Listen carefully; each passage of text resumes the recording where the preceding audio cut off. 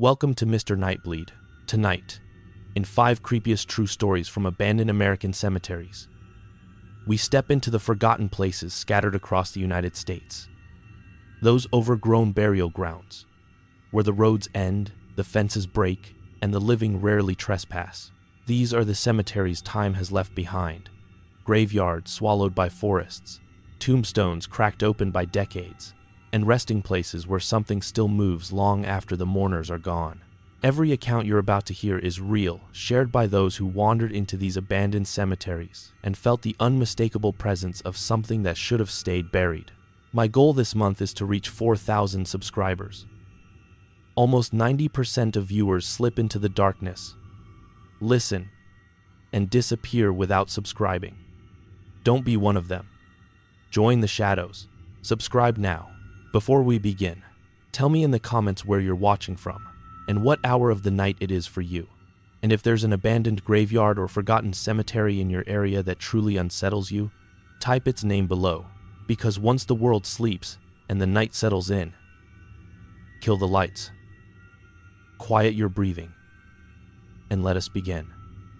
Kill the lights.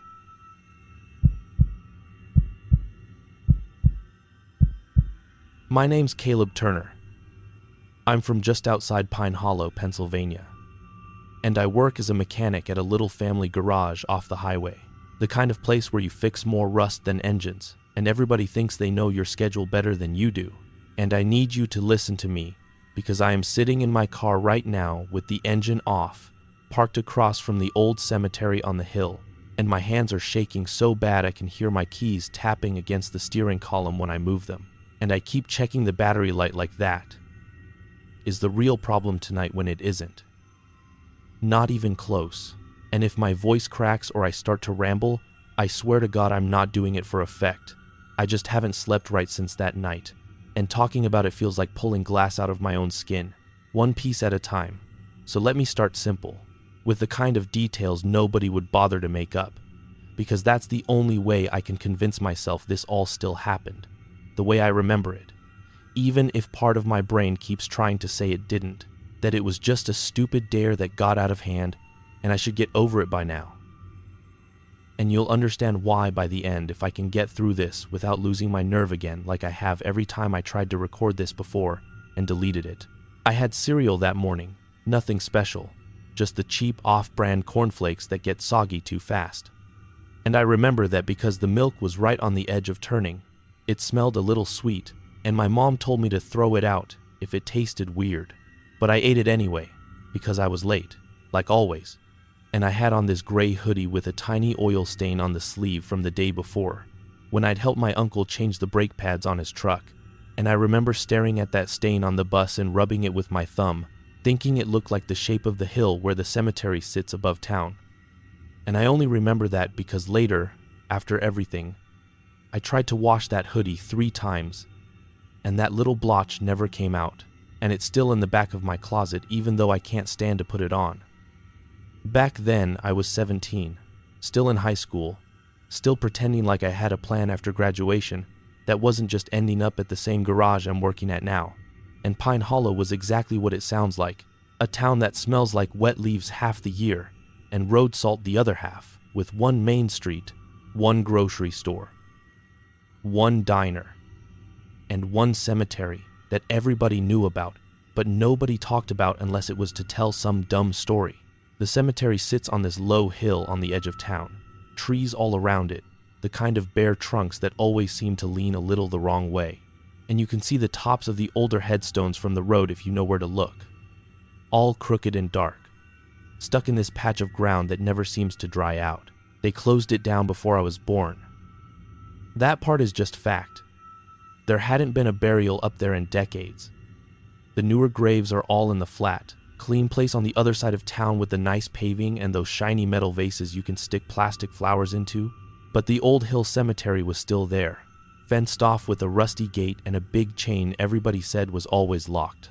Every small town has one of those places, I guess, the spot older kids use to scare younger kids. And in Pine Hollow, it was this graveyard. And the story that went with it was always the caretaker. I grew up hearing his name in whispers in the school hallway and on the bus, people arguing about whether he was real or just some made-up guy to go with the place. Some folks said he lived in a little house right by the cemetery fence and would walk the rows at night with a lantern, cleaning the moss off the stones and putting flowers back up when they fell. Others said the house caught fire with him inside and he never left his post. That you could still see his light moving between the graves if you were stupid enough to look up there after midnight.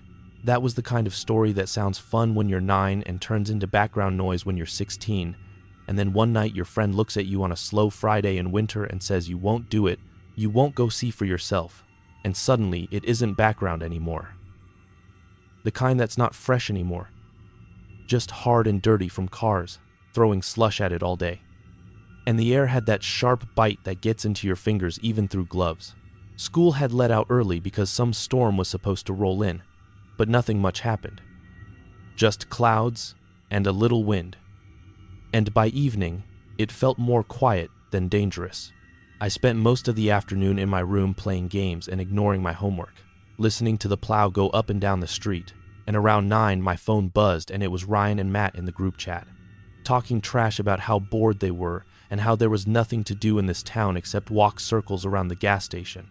I said something like, "Yeah, that," or "Go play tag with the dead guy on the hill," and they jumped on it right away. Ryan sent one of those laughing messages, and then, "You won't," and then, "Prove it." That's how serious it started. Not a ritual, not a seance, not even a plan. Just 3 stupid kids in a dead little town on a cold night, looking for something to make them feel alive. And my little sister was already asleep in the room next to mine. So when I texted that I was going over to Ryan's for a bit, nobody answered to tell me no. I remember checking the time when I pulled my hoodie on and zipped it halfway up, 10:16, and thinking I'd be back by midnight. Easy. And then I could say I did it. Show a picture or a video, and that would be the end of it. I walked down to the corner where Ryan's older cousin was parked in his beat-up sedan. Heater barely working. Radio playing low. And we piled in, me in the back, Ryan and Matt in front, arguing about who had to buy the next tank of gas. The whole thing felt light, stupid.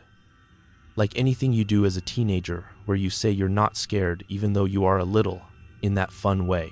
We drove through town, past the diner, with the neon sign half out, past the empty grocery store lot, and then we took the road that curves up toward the hill, the one most people only use during the day because it's narrow and the snowplow always misses parts of it. You can see the cemetery fence from that road once you're close enough, the old iron bars and the gate at the bottom of a short set of concrete steps.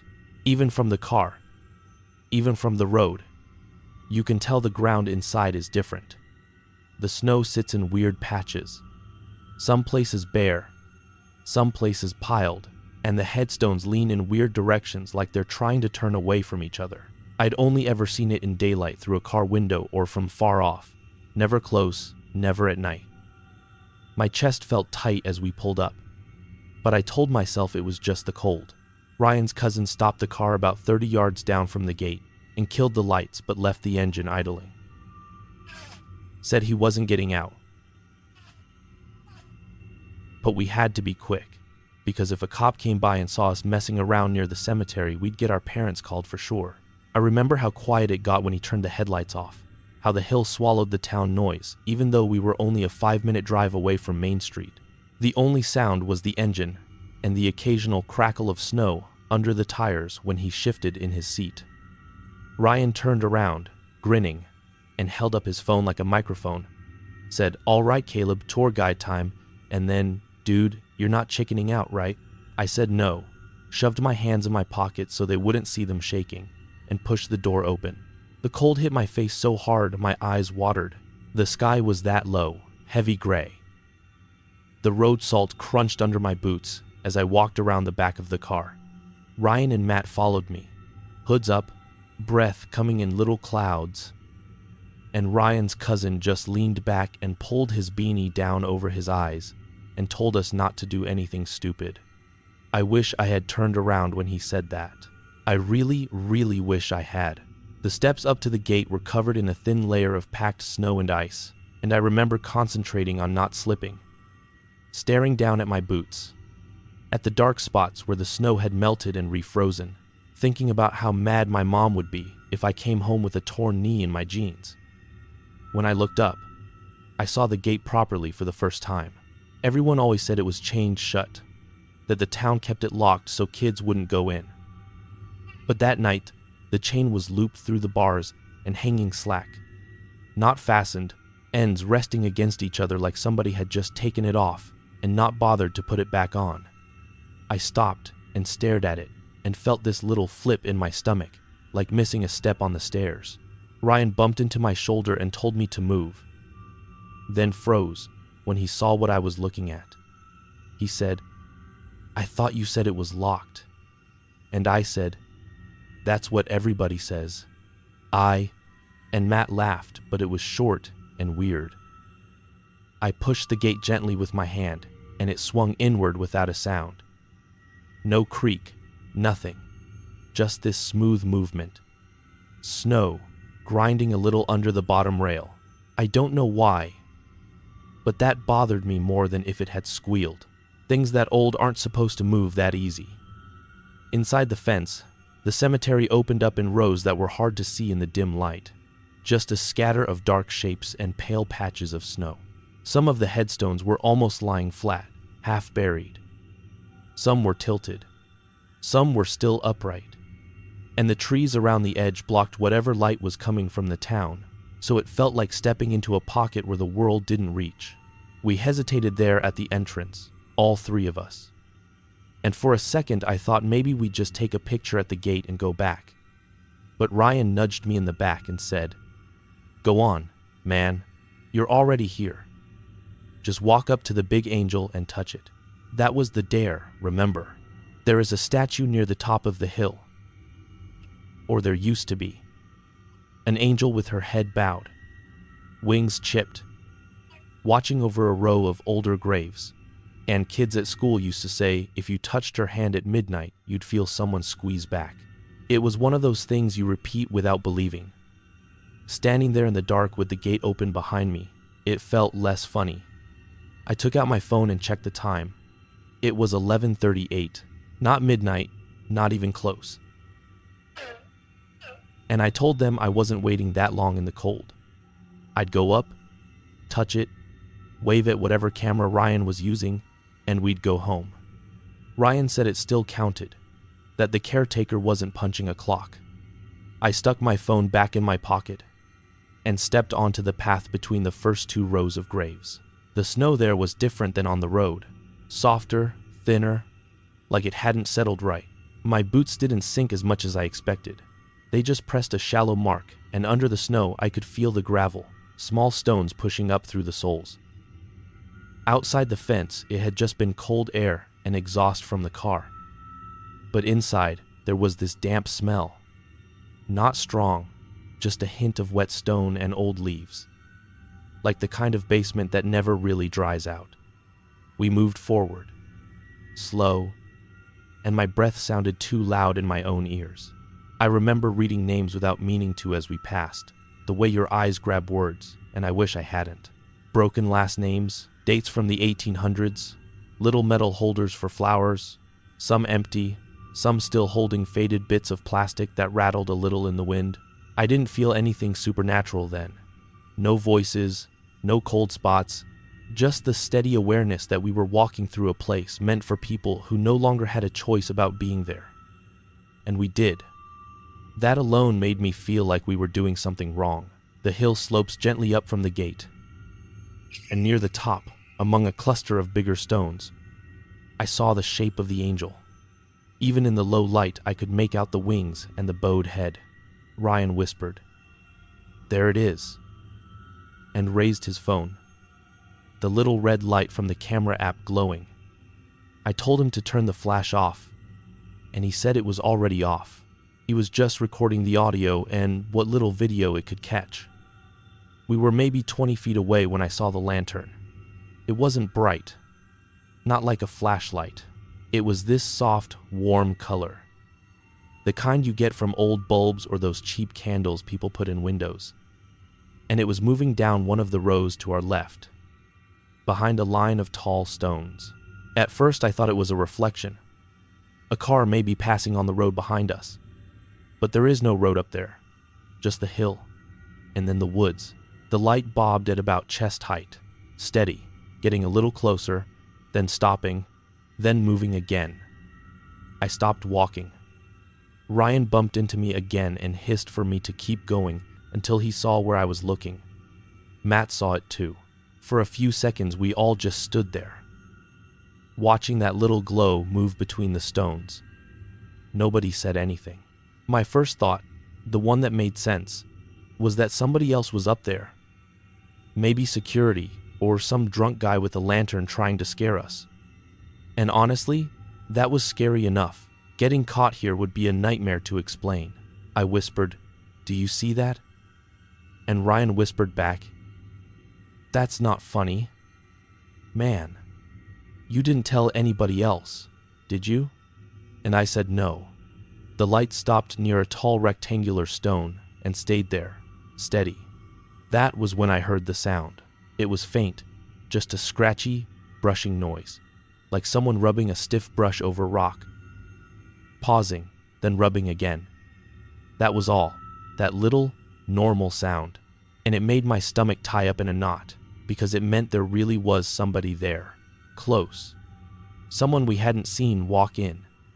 Someone we hadn't heard until just now. I squinted, trying to make out the shape behind the light. For a second I thought I saw a figure. A man maybe, hunched a little, shoulders bent, wearing something that caught the light in a way that didn't look like modern material, more like heavy cloth. I could make out what might have been a hat or maybe just the top of his head, and the way his arm moved. A slow, repeated motion toward the stone, then away. I told myself it was just the caretaker story messing with me, that if you see a lantern and you expect a caretaker, your brain fills in the rest. I tried to say that out loud to the others, but my throat felt tight. The brushing noise stopped. The light dipped, like whoever was holding it had lowered their arm. And then it started moving again, sideways, out from behind the tall stone and into a clearer line between two shorter ones. That should have made it easier to see who held it. It didn't. The light moved, steady and smooth, but the shape behind it stayed wrong. It was like my eyes could not lock onto it. I could see something, a suggestion of a shoulder, the top of a head, but whenever I tried to focus on it, my eyes slid to the left or right, to the stones, to the ground. It made me feel a little sick, like motion sickness without moving. Ryan whispered, "Are you getting this?" And his voice was higher than usual, thin. Matt said, "I don't like this. We should go. That's somebody. Man, that's somebody." And I nodded, but my feet didn't move. The lantern turned toward us. The light didn't flare or change. It just angled so that the warm glow was facing down the road toward where we stood near the path, halfway up the hill. It didn't feel like much, not dramatic, but I felt this wave of awareness hit me, like being called on in class when you're not paying attention. Someone knew we were there, someone who had already been up here before us, walking the rows in the dark, doing whatever they had been doing with those stones. I swallowed and managed to say, "Hello," my voice cracking. And then I cleared my throat and tried again, louder, saying we were sorry, we were just leaving, we didn't mean to bother anyone. That is exactly what I said, that we didn't mean to bother anyone. There was no answer. The lantern didn't swing around like in some movie. It just stayed there, steady, then started moving again. My heart started pounding so hard I could feel it in my ears. Ryan took a step back. Matt put a hand on my arm and squeezed hard enough that it hurt. I wanted to run, I swear. I wanted to turn and bolt for the gate. But something about the way that light came down the road toward us held me in place. It wasn't that it was fast. It wasn't. It was slow and steady, the exact pace of someone walking on uneven ground who knows exactly where every dip and stone is without looking. The closer it got, the more wrong everything around it felt. The snow around the stones near the light looked different, like the surface was shifting even when nothing touched it. The headstones seemed to lean just slightly toward that glow, shadows bending, and that brushing sound started again. Faint, but there. Only now it didn't match the movement. It sounded closer than the light looked, like the action and the source had come apart. At maybe 10 feet away from the end of the row, the lantern stopped. The light hung there at the same height, barely swaying. Something in my head told me, if it steps out, if it comes into the open, you will see it, and you won't be able to forget what you see.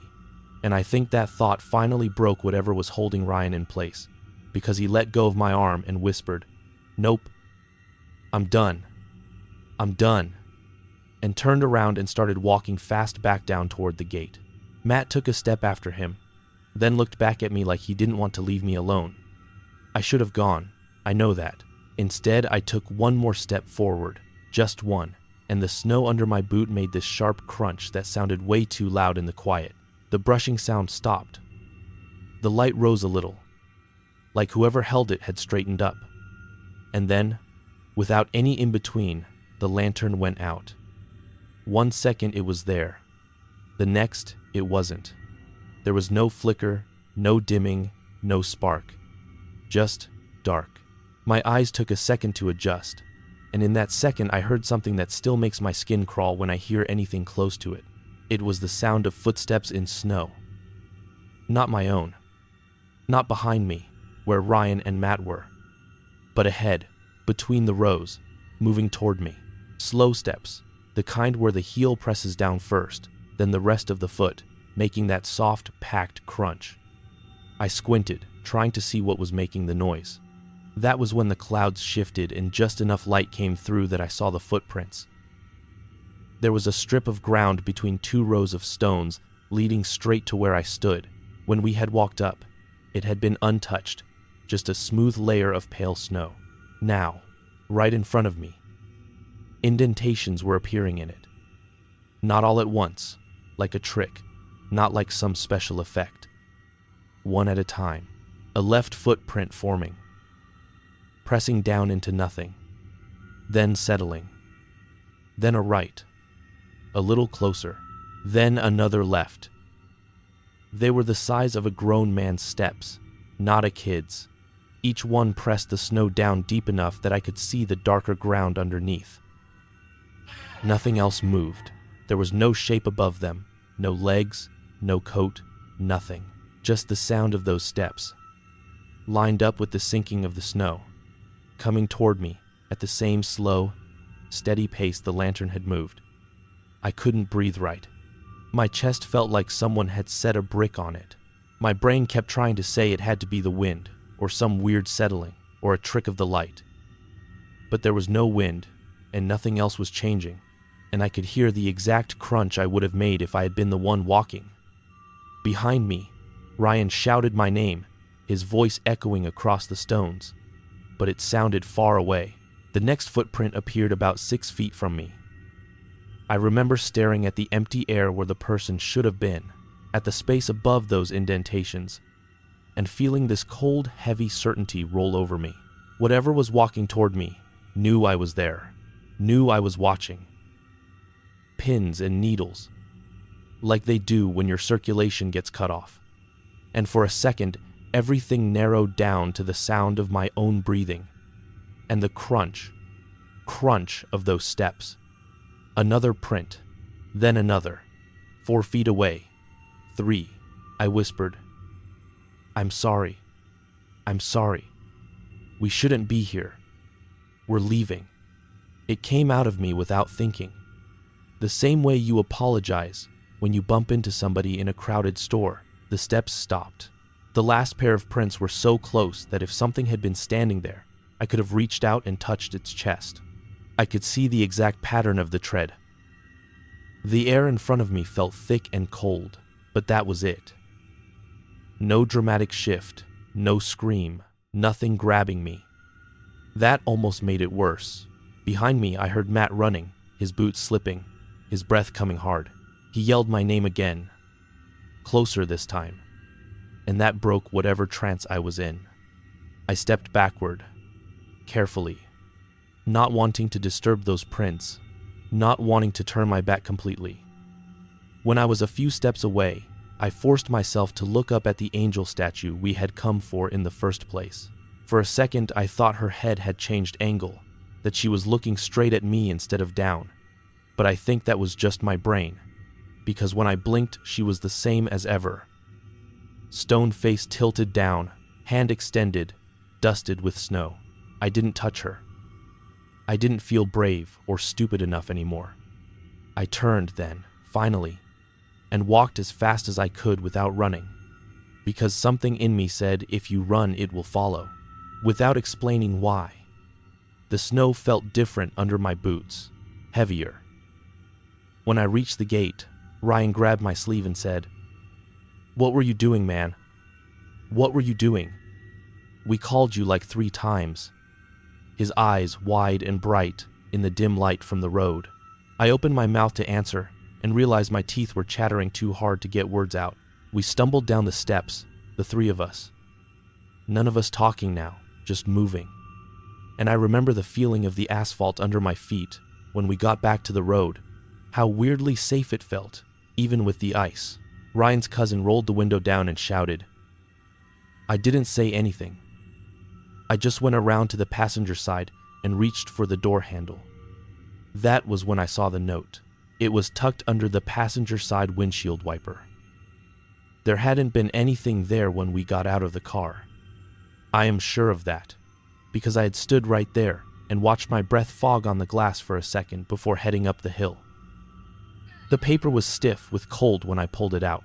There were only 3 words written on it, in dark, neat letters that looked almost like the stuff you see in old ledgers or on those cardboard tags people hang in storage rooms. Respect the dead, no punctuation, no name. Just that. I stared at it so long my fingers started to hurt. Ryan came around the car and said, "What is that?" And I showed him. And he laughed. But it was a high, shaky sound. And he swore he hadn't put it there. Matt came and looked and went pale.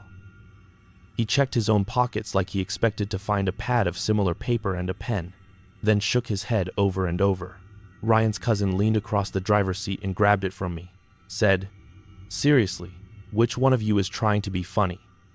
And when none of us answered, he looked past us up the hill. The gate was closed now. We had left it open. I know we had.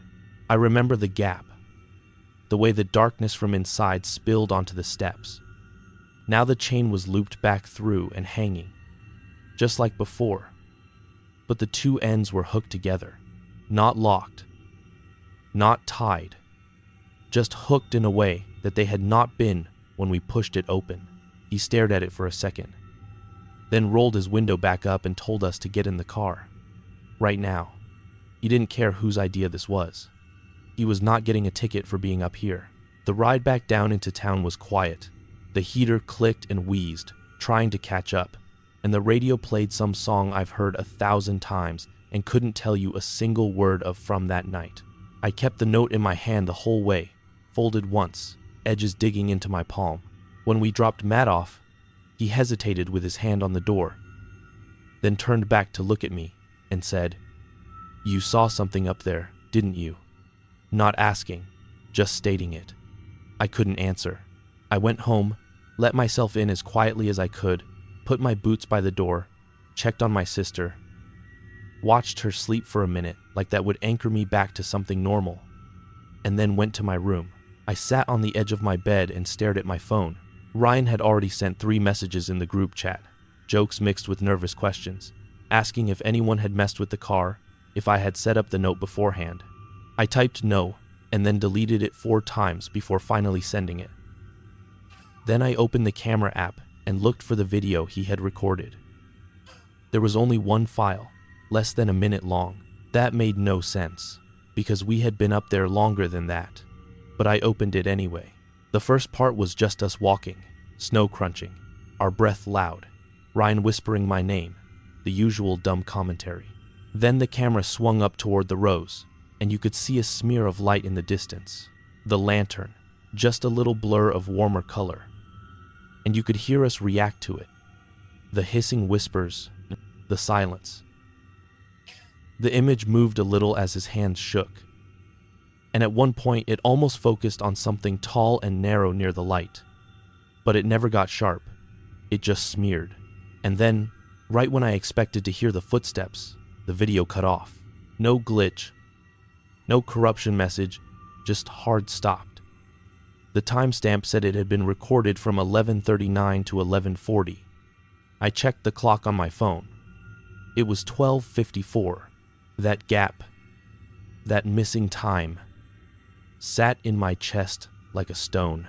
I told myself the phone must have stopped recording and Ryan hadn't noticed, that our time on the hill just felt longer than it really was, that we had scared ourselves and stretched it.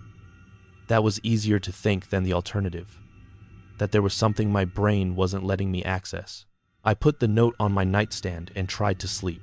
Every time I closed my eyes, I saw those footprints appearing in the snow, one after another, with nothing standing in them. In the morning, I almost convinced myself to throw the note away, to rip it up and flush it or burn it, but something in me wouldn't. It felt like that would be worse, somehow, like tossing away a warning. So I folded it again, very carefully, and stuck it in the back of a drawer under some old school papers. For a couple of days, life pretended to go back to normal. I went to school, sat through classes, nodded along when people talked about homework and college applications, laughed at dumb jokes. Ryan brought up the cemetery a few times between periods, but only to say how lame it had been that nothing really happened, and how he was mad the video was too dark to post anywhere. He never mentioned the note unless we were alone, and even then he did it like he was poking at a sore tooth, quick, and then backing off. Matt went the other way. He started walking a different way home that didn't take him past the hill at all, even though it was longer. And every time we ended up in a conversation about anything close to death, he shut down. He started wearing this little cross necklace I'd never seen on him before.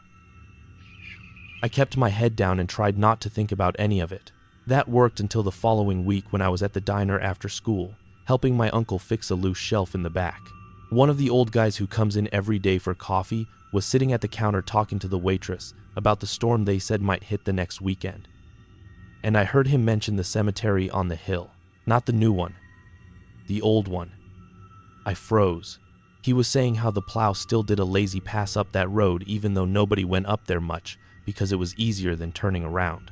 The waitress, who had moved to town a few years earlier, asked what was even up there besides the cemetery, if anyone still went to put flowers on those graves.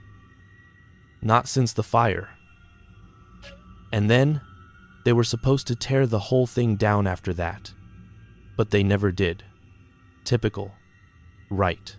My uncle had gone out to the truck for something, so it was just me, the old guy, and the waitress.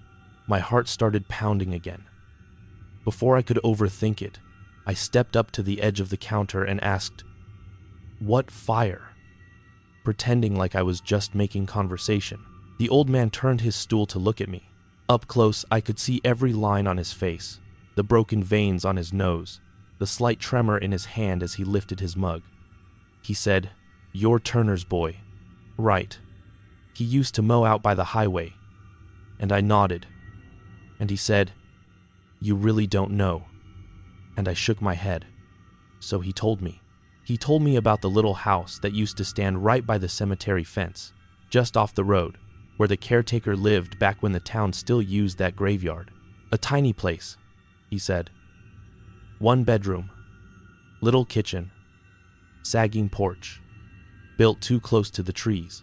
Said the caretaker had been an odd one. Quiet, kept to himself. Spent more time with the graves than with the living, always walking those rows with a lantern. Even when they put in the electric lights for a while. People in town joked that he would die up there and never notice. Then one winter there was a fire. Some said it started with a bad stove. Some said with a knocked over candle. By the time anyone saw the glow through the trees and got there, the whole house was going. They found what was left of him near the back door, like he'd almost made it out. They shut the cemetery down not long after that. It cost too much to keep the road clear and the place maintained, and nobody liked driving past the ruins of that house anyway. The town talked about tearing the remains down, he said, but they never got around to it. And then nature did most of the job. There's not much left up there now, but some stone and a bit of foundation. As he talked, I remembered how, walking up the hill, I hadn't noticed any other structure besides the stones and the trees. No foundation, no walls, nothing. I swallowed and asked, "Did anybody ever take over his job? You know, looking after the graves?" The old man shook his head.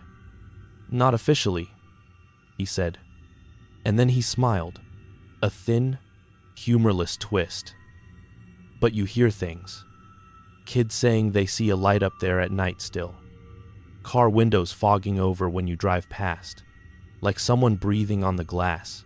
He chuckled, but there was no warmth in it. "Folks say he's still making his rounds." I pretended to laugh with him, but my hands were sweating.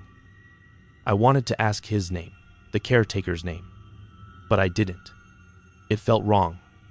Somehow, like that would be one step too close. That night, I had a dream that didn't feel like a dream. I was back on the hill, standing in front of that row of forming footprints. Only this time I could see more detail. The tread marks looked burned into the snow instead of pressed, dark at the edges, and there was a shape above them, a shadow that never quite found its lines. I woke up with the taste of smoke in my mouth. For weeks after that, little things started happening that I kept trying to explain away. The first time was at the garage. I was sweeping up at the end of the day, moving around the lifts and tool chests, and I leaned the broom against the wall by the side door so I could go wash my hands. When I came back, the broom was standing upright in the middle of the floor, bristles resting exactly on a narrow, dark line of dust and oil, like it had been placed there with care. The closest tool chest was a good 10 feet away. There were no wet boot prints, no sign that anyone had gone through while I was gone. I figured my boss was messing with me, but when I asked him, he just gave me a look and said if I had time to play jokes with brooms, I had time to wipe down the counters again. Another time, I was driving home late, alone. My headlights passed the cemetery road, and for a second I saw the gate in the glare, the snow on the steps, the trees behind.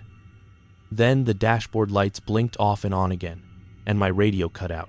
The car kept moving, engine still humming. But for a second, everything else was dead, and in that second, I swear I saw a warm glow between the trees. Up on the hill, too steady and low to be anything from town. By the time the radio flicked back on, it was gone. I told myself it was a glitch. Old cars do that. Wiring gets weird in the cold. The worst was the day I found the dirt. It was about a month after that night. I had tried hard not to think about the cemetery, avoided the hill, swallowed down the memory whenever it pushed up. But I was still waking up in the middle of the night, heart racing, with the sound of footsteps in my ears.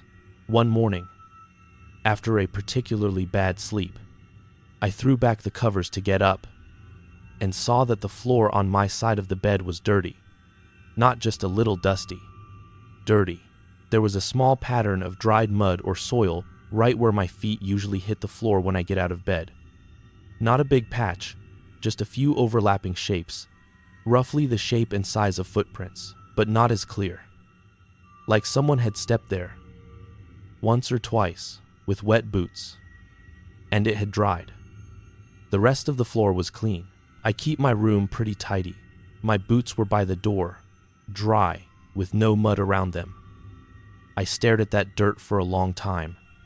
Then I went to my drawer, the one with the note. I hadn't looked at it since I'd put it away. When I opened it, the papers were all in the same place, the notebooks and old drawings, but the note wasn't where I'd left it. Instead of being at the back under everything, it was on top, folded neatly, like someone had lifted it out to read it and then put it back where it would be seen right away. I didn't open it. I didn't need to. I knew what it said. Respect the dead. My hands were shaking again. I cleaned the dirt off the floor with a wet cloth, scrubbing until I couldn't see any trace of it, and I told myself I must have tracked it in somehow, half asleep, forgotten about it, that maybe I'd taken my boots off in the night and put them back. It didn't really work, but it got me through the day. That could be my imagination. Fatigue. Stress. A flower arrangement at the nursing home where my mom works falling over, and then somehow standing upright again when no one was in the room. A name on a grave in the new cemetery that I could have sworn I saw up on the hill instead. The sound of a broom on concrete in the garage when I was the only one there, and the broom was already leaning in the corner. None of it big enough to point to and prove. All of it adding up in my head. I turned the radio up and watched the road instead of looking out the side windows. I stopped going to funerals. When a neighbor passed and my mom said we should pay our respects, I said I was sick and stayed home. And I could tell she didn't believe me, but she didn't push. I don't walk past churchyards anymore just because they are on the way. I'll add 10 minutes to my walk instead of cutting past those iron fences. I try not to read names or dates if I can help it. They stick in my mind too easily now. And I don't want any more of them in there. Ryan and I drifted apart after graduation. It wasn't a big fight, just different paths. He went to a community college in another county. We still talk sometimes on social media, but he never brings up that night. And neither do I. Last I heard, Matt moved to a bigger town and is doing something with HVAC. We made that awkward small talk you do when you have history with someone you're not close to anymore. And right when we were about to go our separate ways down the aisle, he said, "Hey, you still think about it, up there?" I wanted to lie. Instead, I said, "Yeah, I do." He nodded like he expected that and said, "Me too, every time it snows," then turned and walked away. 8, right, 8, 8. There was something in the way he kept his eyes off the big window at the front of the store, the one that looks up toward the hill. I don't think any of us came out of that night untouched. Maybe that sounds dramatic, and maybe you're thinking, all this over some footprints and a stupid note. I get that. If you weren't there, if you didn't feel how wrong the air was in that moment, how heavy and sure, it probably sounds small. That's the worst part, honestly. If something huge had happened, if I had been scratched or thrown or whatever people talk about in movies, I could show someone. Instead, I just have this constant, quiet shift inside me, this certainty that there are places and people and jobs that stick around longer than they should, and that sometimes, if you walk into their space without thinking, they notice. They don't have to scream or throw things to make their point. A light where it shouldn't be. A gate that is closed when you know you left it open. Footprints with no one in them. A note in handwriting that doesn't exist anywhere now except that one scrap. That is enough. So here I am. In my car. Engine off. Battery light steady. Parked across from the hill again because I thought maybe if I came back and said this out loud, all of it, into my phone with the screen cracked from where I dropped it on the garage floor, it might loosen something. Like, if I told the story right, it would stay here, in the recording, and not in my head. It's almost 3 a.m. The town is quiet. There's a little bit of snow in the air, tiny flakes that don't stick yet. And from where I am, I can just make out the outline of the cemetery fence against the sky. I am not going up there. I am not opening that gate again. I can feel the weight of the note in my jacket pocket, even though it's just paper. I brought it with me tonight for the first time since I found those marks on my floor. I don't know why. Maybe to prove to myself it's still real. Maybe to remind myself why I stay on this side of the road. Every few minutes, without meaning to. I look up at the hill and watch for any change in the darkness between the trees. I tell myself there won't be. That whatever we stepped into that night did what it had to do and went back to whatever route it walks. But if I'm honest, the real reason I'm talking into this phone instead of sleeping is simpler than that. I want someone else to know this happened. Not the stories people pass around at school. Not the jokes. Not the campfire version. The real thing. One kid in a gray hoodie with an oil stain. 2 friends trying to act braver than they felt. A gate that should have been locked, a light with no source left to see, steps with nobody in them, and a message on a piece of old paper reminding us we had walked into someone's job site, uninvited. Respect the dead. I used to think that meant flowers and quiet voices and not stepping on the grass. Now I think it means something else too. It means understanding that some people do not quit just because they are gone, that some tasks sink so deep into a person they keep doing them when there is nothing left of them but a route and a routine and a set of footsteps that don't need a body anymore.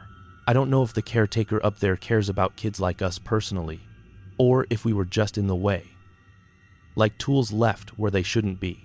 I just know that ever since that night, every time I hear the sound of someone sweeping or brushing stone, even if it's just my boss cleaning up in the garage, this cold runs up my spine, and I have to look over my shoulder to make sure there's nobody standing just outside where I can see. I won't go back through those gates. I won't walk past that fence on foot again. And if you ever find yourself in a town like mine, with a hill like that, and somebody dares you to take a shortcut through the old cemetery or go touch some statue at midnight, you can do what you want. It's your life. But I'm telling you, as plain as I can, from one person who made that choice to someone who hasn't yet, there are some jobs you shouldn't interrupt and some workers you shouldn't surprise. They might just leave you a reminder. Something small you can hold in your hand.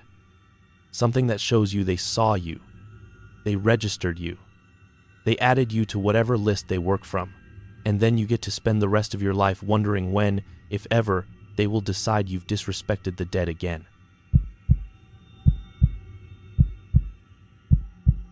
My name's Travis Holt. I'm from a little place called Naylor Ridge, outside Willow County in rural Arkansas. And I work as a small engine mechanic, riding mowers, chainsaws, all that. My hands smell like gas most days, and I got scars on my knuckles from slipping wrenches. And right now, it is a little after 3 a.m, and I am sitting out here at the gate of Willow Ridge Cemetery in my old Chevy that barely turns over, talking into this cracked phone like a fool because I cannot take this sitting in my own head anymore. Man, I swear to God, if I do not say it out loud, I am going to lose it. So just listen. Please. Just let me get through it. Even if nobody ever hears this. I need to tell it like it happened. Start to finish. No fancy stuff, just the day the grave started moving, and the part where I walked out of a cemetery that should not have let me out. That day started so normal it makes me sick to think about it now, because there was nothing special about it. It was just a Wednesday, late season. Cold, but not freezing. That damp bone kind of cold we get around here when the leaves are all down, but the real winter has not settled in yet. And I remember exactly what I ate because I keep replaying it like it matters. 2 pieces of toast with peanut butter and a fried egg. Coffee from the old drip pot that leaves grounds at the bottom of the cup. And I spilled some on my work shirt. The tan one with my name patch sewn on, crooked, and my wife laughed and said I should change, but I just grabbed a damp paper towel and rubbed at it until it was a light stain instead of a dark one, and said nobody cares what I look like at the shop, they just want their weed eater to start. You know. And I kissed her, petted the dog, checked the time on my phone. It was 6:42, and I got in the truck and drove into town like I always do. I clocked in at the shop at 7:58. I remember because the time clock stamped it, and my boss made a joke about me beating the bell for once. And all day, it was just noise and oil and customers who do not know the difference between choke and throttle. Nothing weird. Nothing that felt like anything was off. The only thing on my mind was they finally opened up the late deer season. On that backside of the ridge, and my buddy Mark had set a stand up near the pipeline cut. And I wanted to go check my trail camera and see if anything decent had come through, and I had been putting it off, because by the time I get off work, it is already edging toward dark this time of year. Now where I live, you can get to that stand 2 ways. You can park at the bottom near the creek and hike the long way around, or you can park up near the old church lot and cut straight across near Willow Ridge Cemetery, Follow the little footpath along the fence line and through the scrub into the timber, and everybody uses that path because it saves you 20 minutes easy. Even if you gotta walk by the headstones. And when you grow up around it, you stop thinking about it. The graves are just there, like mailboxes. You know the names. You know where your grandparents are, where the kid from your high school who flipped his truck is. All laid out along the hill. Willow Ridge is not big. It is a small country cemetery on a hill outside town. Gravel road up one side. Chained metal gate with paint flaking off. A couple of big old cedar trees. And some newer maples they planted that never really took off. And headstones that lean a little because the ground shifts and nobody has the money to fix them right. The older section up top. Newer stones in the lower part near the fence. And on the far side there used to be a little white church with a bell tower. First Willow Baptist, but it burned down in the 80s before I was born. And all that is left now is the old concrete slab, some broken blocks, and a dead patch of grass the county never regraded, plus a sign the church people put up about rebuilding someday, but they never did, so you just have Willow Ridge on one side, and an empty foundation on the other, and woods beyond. That is the picture. I closed the register at 5:32, wiped my hands off with those blue paper towels that never really get the grease out, told my boss I was heading to the lease to pull a card and maybe sit a bit if there was any shooting light left, and he said to watch for hogs because they had been rooting up his neighbor's pasture. And I said, yeah, sure, and drove out of town, past the feed store, past the old school, out on County Road 12 until the asphalt turned to gravel and the dust started, the same as I have done 100 times. By the time I got to the church lot, my dash clock said 5:59. The sky was that dull gray that looks like it might rain but never does. Just hangs there heavy, and there was nobody else parked up there. Just my truck, and the rusted sign with the Bible verse on it. And the gate to the cemetery was cracked open like always, just enough you could slip through, because old man Duffy, who takes care of the place, never remembers to lock it right. I grabbed my rifle more out of habit than anything, slung it over my shoulder, put on my faded camo jacket, and started up the little path along the fence.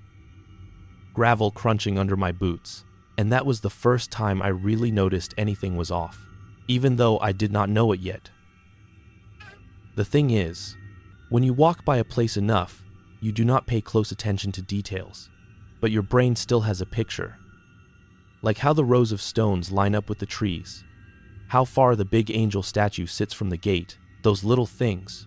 And as I walked past the first row, I had this quick, stupid thought that the big granite stone with the McAllister name on it looked closer to the fence than usual. Like it had drifted forward a couple of feet, and I actually stopped and frowned and looked at it. And I stood there thinking I must be tired. Maybe I am mixing it up with some other stone. Because who says a grave moved? That is crazy. But the feeling stuck to me like a burr. I walked the rest of the way along the fence, past the older part where the stones are all tilting and half sunk, past the little plastic windmills some kid put on their grandpa's grave, rattling a little in the breeze, and I cut through the gap in the brush where the path drops into the timber. And I told myself to quit being weird about it, focus on the trail, listen for anything moving, check the camera, get home before it is full dark. I sat in the stand for maybe an hour, not really hunting, just watching the trees, thinking about bills and Christmas coming up and how the truck had been sounding rough starting up, and I did not see anything worth shooting, just a couple of does moving cautious through the brush. And by the time I climbed down, the woods were already dim, and the temperature had dropped enough I could see my breath when I huffed it out. I checked my phone.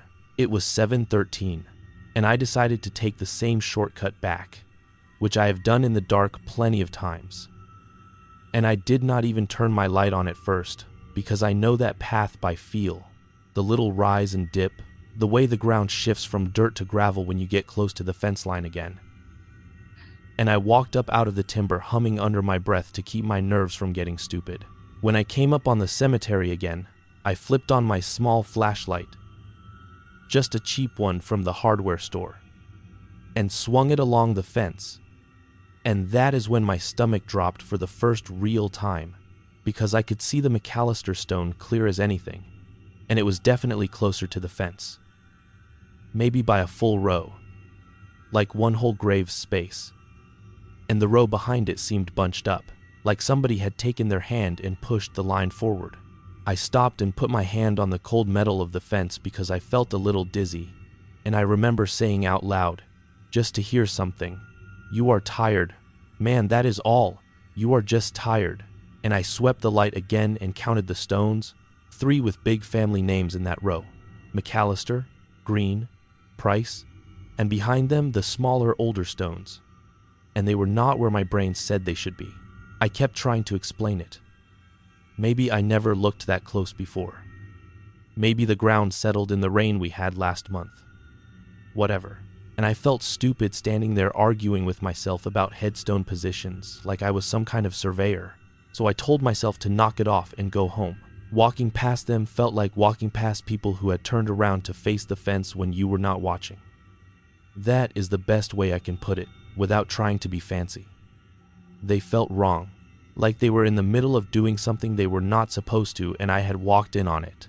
I went home, ate reheated chili, watched some junk show on television with my wife, nodded and said the right things when she talked about her day at the school cafeteria, and never told her about the graves because it sounded stupid in my own head, let alone saying it out loud.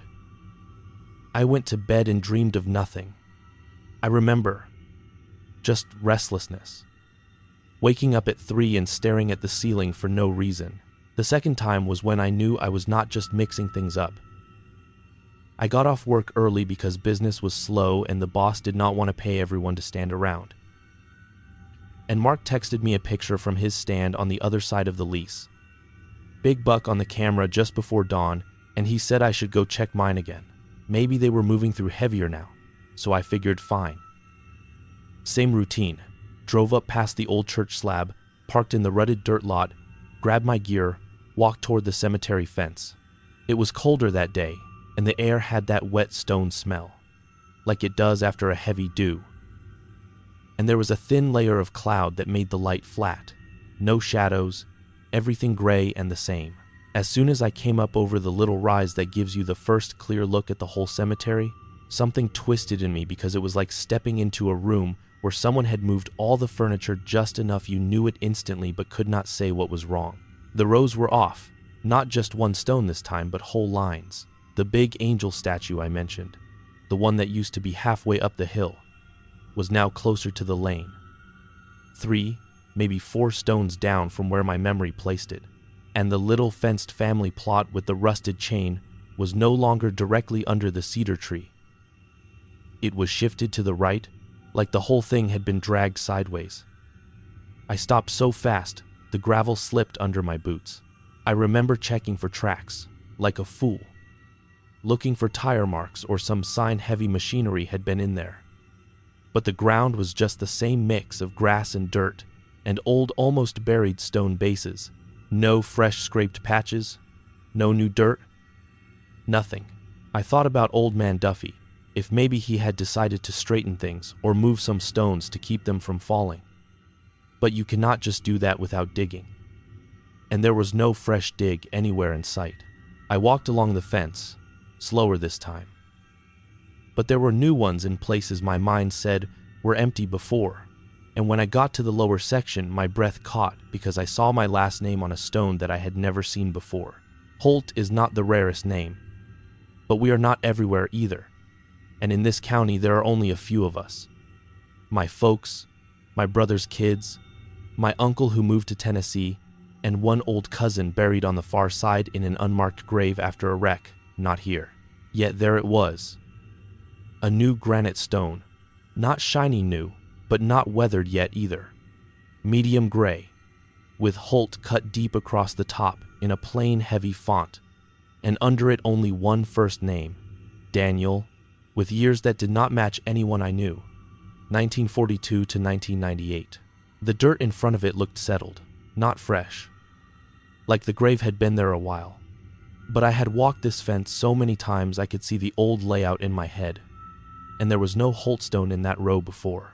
I stood there way too long, trying to dig through my memory, wondering if maybe I just never noticed it somehow.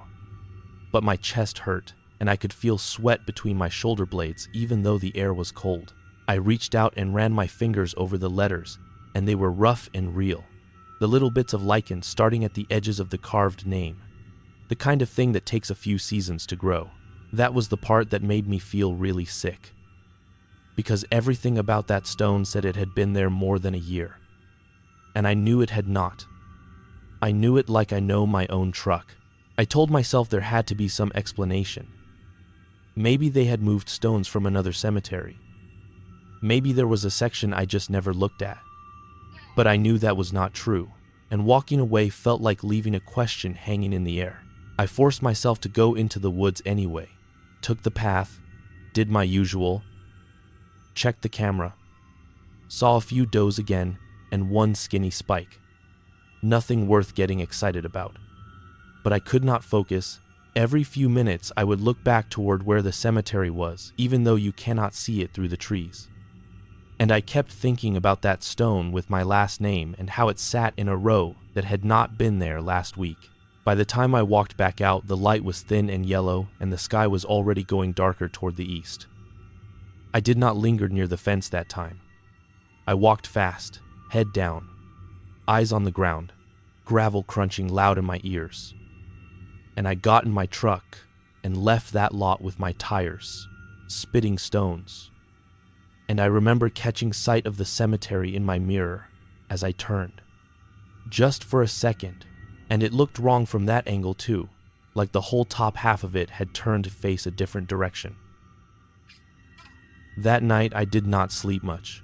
I laid there next to my wife, listening to her breathe. And every time I closed my eyes, I would see Rose sliding sideways in the dark, carving new lines, closing in on the fence. I started to think maybe I should talk to somebody, maybe the groundskeeper, ask if he had done anything. But the thought of how that would sound coming out of my mouth made me feel embarrassed and scared at the same time. "Hey, sir, did you move all the graves a little bit while nobody was looking?" So I kept it to myself, like a lot of stupid things men keep to themselves. And I went to work and tried to pretend everything was fine. The third time I went out there was not about hunting anymore. That is the part I am not proud of, because I told my wife I was going to help Mark fix a blind. And I told Mark I had to work late, and really I was just driving out there alone because I needed to see if I had lost my mind or if the world had slipped sideways in that one patch of ground. It was Sunday evening, the kind of dead quiet Sunday you get when folks have already done church and lunch and are inside watching games or napping. The sky had cleared off to a hard, pale blue during the day, but by the time I turned off the main road, the sun was dropping behind the trees, and everything had that stretched out late afternoon look, long shadows, and a faint orange line on the horizon. As I came up on the old church lot, I could feel my hands start to sweat on the steering wheel, and I had to wipe them on my jeans before I got out. The lot was empty again. Nobody around, no other trucks, not even old man Duffy's beat-up little Ford. And the wind was barely there, just enough to make the plastic flowers on the nearer graves twitch a little when I looked through the gate. I left the rifle in the rack this time. Just took my flashlight and my phone, and walked up the gravel lane with my heart beating way too loud in my ears. From the first step into that place, I knew it was different again. You know how there is a memory of a room in your head, where the couch is, where the kitchen table is, and if someone borrowed your key and moved the table 6 inches to the left, you would walk into it and feel something wrong even before you bumped it. That little hitch in your brain. This does not match the picture. That is what it was like, only worse, because it was not just one row, it was everything. The old part that used to be at the top left was more centered now. The newer stones seemed to have crept further down the slope, and the lanes between them, the little paths people walk to visit graves, were at different angles. I stood there and turned slowly, trying to line it up with the view in my mind. And the more I tried, the more the two pictures would not go together. I kept thinking they must have redone the whole place. But how? When? Why? And most of all, how could they do it without leaving bare dirt? Without closing the place for a week? without anybody in town talking about it. I started walking, not along the fence this time, but through the rows, past names I knew and names I did not, and the air felt heavier the deeper I went, like a storm was coming, even though the sky was clear. The smell of cut grass and old flowers and damp stone was stronger than it should have been. It picked up this metallic tang that made the back of my throat feel tight. My boots made that dull crunch on the gravel and dead leaves, and every sound seemed close, like the trees around the cemetery had leaned in. I told myself over and over, "You are just worked up. You are looking for things now. Of course, it seems different. You have psyched yourself out. Calm down." But every corner I turned made it worse. When I reached the lower section where I had seen that Holt stone before, I felt my chest tighten again, because the stone was still there, but it was not in the same place anymore. It had moved closer to the middle. I know how that sounds, but that is what I saw. Before it had been near the edge of the row, 3 or 4 stones from the fence, and now it was smack in the center of the line, with 2 stones on each side of it, like everything had bunched up to make room. The dirt in front of it was still settled, still not fresh, still no sign of anybody digging. The grass grown over in a patchy way like it had been mowed a few times. I stepped up to it, slowly, and my knees felt weak. The top still said Holt, same rough carved letters. But the first name was not Daniel anymore. It was my first name, Travis. The years below it were not filled in, just my birth year carved and a dash after it with nothing on the other side. I reached out my hand and pulled it back twice before I finally touched it, because part of me was sure if I laid a finger on that stone it would be cold in a way that had nothing to do with the weather. It was just stone, hard, cold, real, under my skin, my own name, my own year. An empty space, waiting after the dash. I swallowed so hard it hurt. I whispered that this was some kind of trick, somebody messing with me, and I looked around for a camera, for someone hiding behind one of the monuments, laughing, but there was nobody. The whole cemetery was empty, not even a car on the road, no birds, no wind strong enough to make a sound in the trees, just that still thick air and my own breathing getting faster. Listen, dude, I know how this sounds. I know I sound like someone who is getting sick in the head, but you have to understand how wrong that felt. That stone was not there a week ago. It was not there 3 days ago. And now it was sitting there with my own name on it like it had been waiting. I backed away, eyes on the stone, and I stepped on something that rolled under my boot. It was a little vase, one of those cheap metal ones people stick plastic flowers in. Only it was empty, lying on its side. I picked it up and looked around for a grave it might have come from. But every stone nearby had its own vase or flowers already. It did not belong to any of them. I set it upright next to my stone. I mean the stone with my name. And for some reason, that little act made me feel worse. Like I had just tidied my own future place. That was when I decided to leave, right then. No more wandering, no more checking, just go back to the truck and get out. I turned toward where the gate should have been, up the slight rise to the right, and started walking, fast. I had gone maybe 20 steps when something in my brain nagged at me and I stopped and looked around. The gate was not there. I was standing in front of a different row, one with older stones, some of them almost worn blank, and the big angel statue was off to my left now when it should have been behind me. I thought I had just turned wrong, so I turned again, aimed myself at where the cedars flanked the entrance, and walked. After a minute of crunching gravel, I passed the same Holt stone again. My legs went weak. I stared at it and felt my throat close. I had not turned in a circle. I had walked straight, or as straight as a person can while weaving through gravestones. But I had the sense of going in one direction the whole time.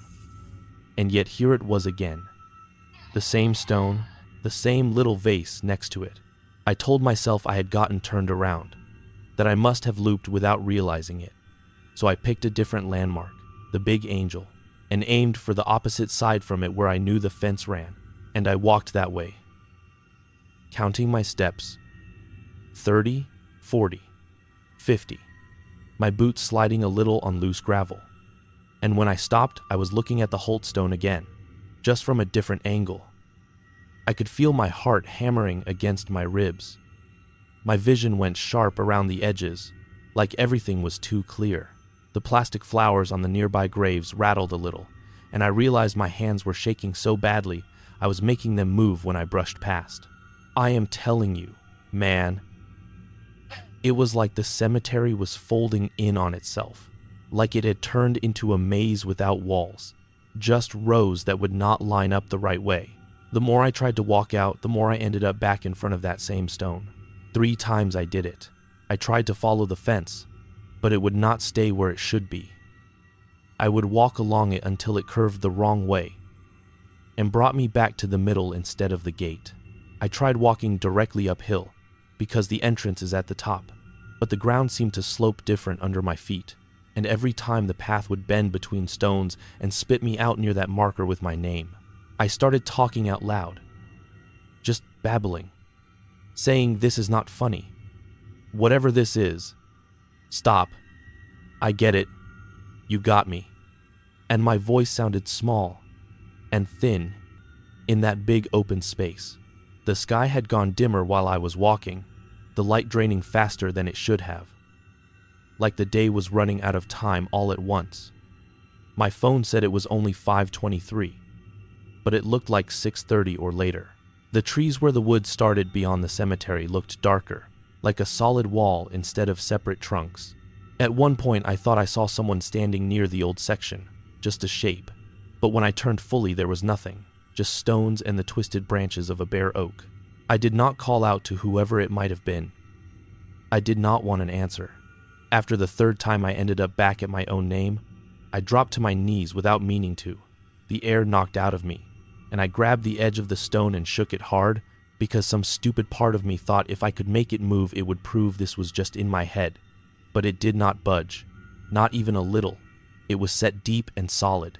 I stayed there on my knees with the cold seeping through my jeans, trying not to cry, trying to breathe slow, telling myself there had to be some reason.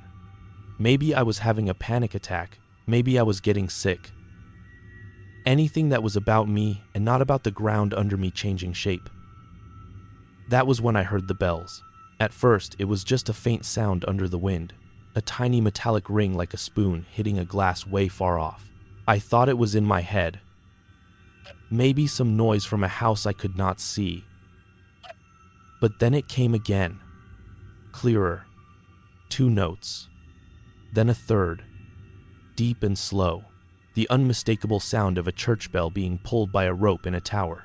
Only there is no church there anymore. The old Willow Baptist burned down before I was born. Everyone in town knows that. They tell the story about the lightning storm and the faulty wiring. How the bell cracked and fell when the roof gave in. How the whole place was knocked down except the slab. And nobody ever put a new one up. I know that. And still, the bells were ringing. Somewhere past the cemetery, beyond the trees, steady and slow, like someone was calling people in for an evening service. I remember saying no out loud, just that one word, over and over a few times. No, no, no.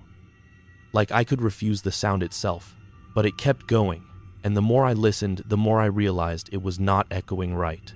The sound did not spread like normal.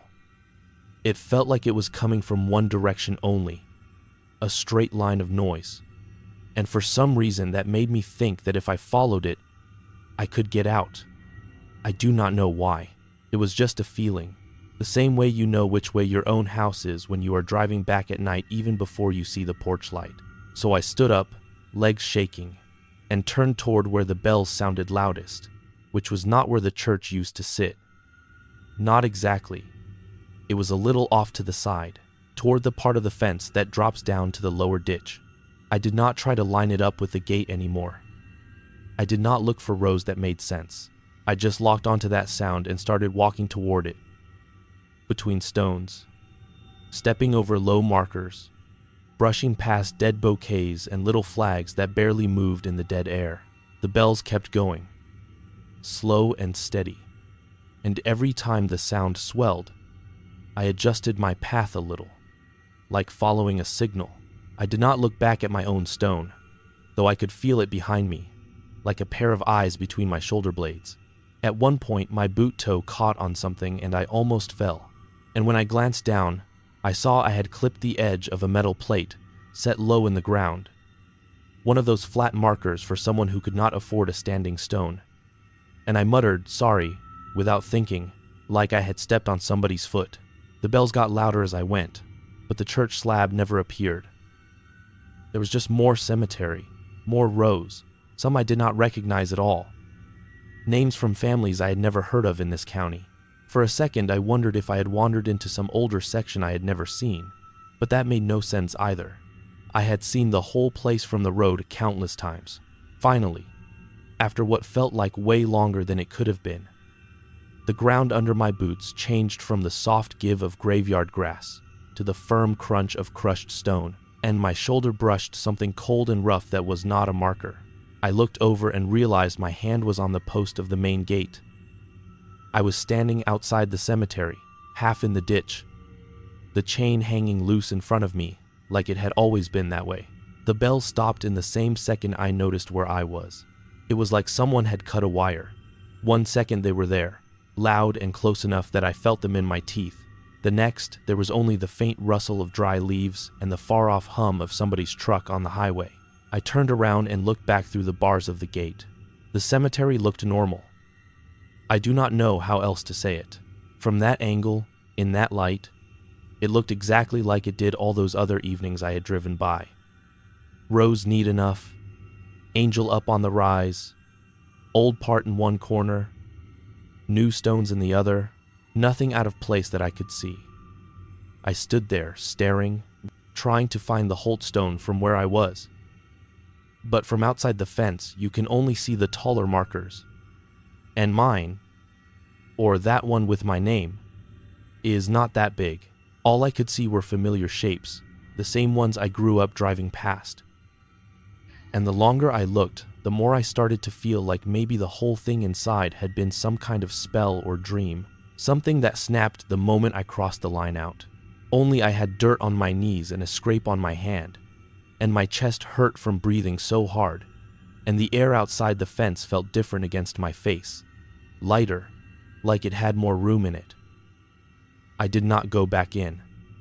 I backed away from the gate like it was an animal that might lunge, turned, and almost ran to my truck. I fumbled the keys twice, dropped them in the gravel, cursed under my breath, even though I am trying not to use that kind of language much, and finally got the door open and climbed in. My hands were shaking so hard I could barely get the key in the ignition. When the engine caught, I almost cried from relief. I wanted to go home, to drive straight there and walk in and act normal and never tell anyone, but I only made it as far as the stop sign before I had to pull over because I could not get my breathing under control. I sat there with my forehead against the steering wheel, the engine idling rough, and watched the sky get darker through the windshield while my mind replayed every step in there like a bad tape. That should have been the end of it. It would have been bad enough if it was, but here is the part that will not let me rest. The part that keeps me parked out here now, talking into this stupid phone. 3 days later, I made myself go back in the daylight. I told myself if I could walk through in full sun and see everything where it ought to be, that stone gone, or changed back, the rows straight, I could chalk the whole thing up to some kind of breakdown, promise myself to get checked out, and move on. My wife thought I was at the shop.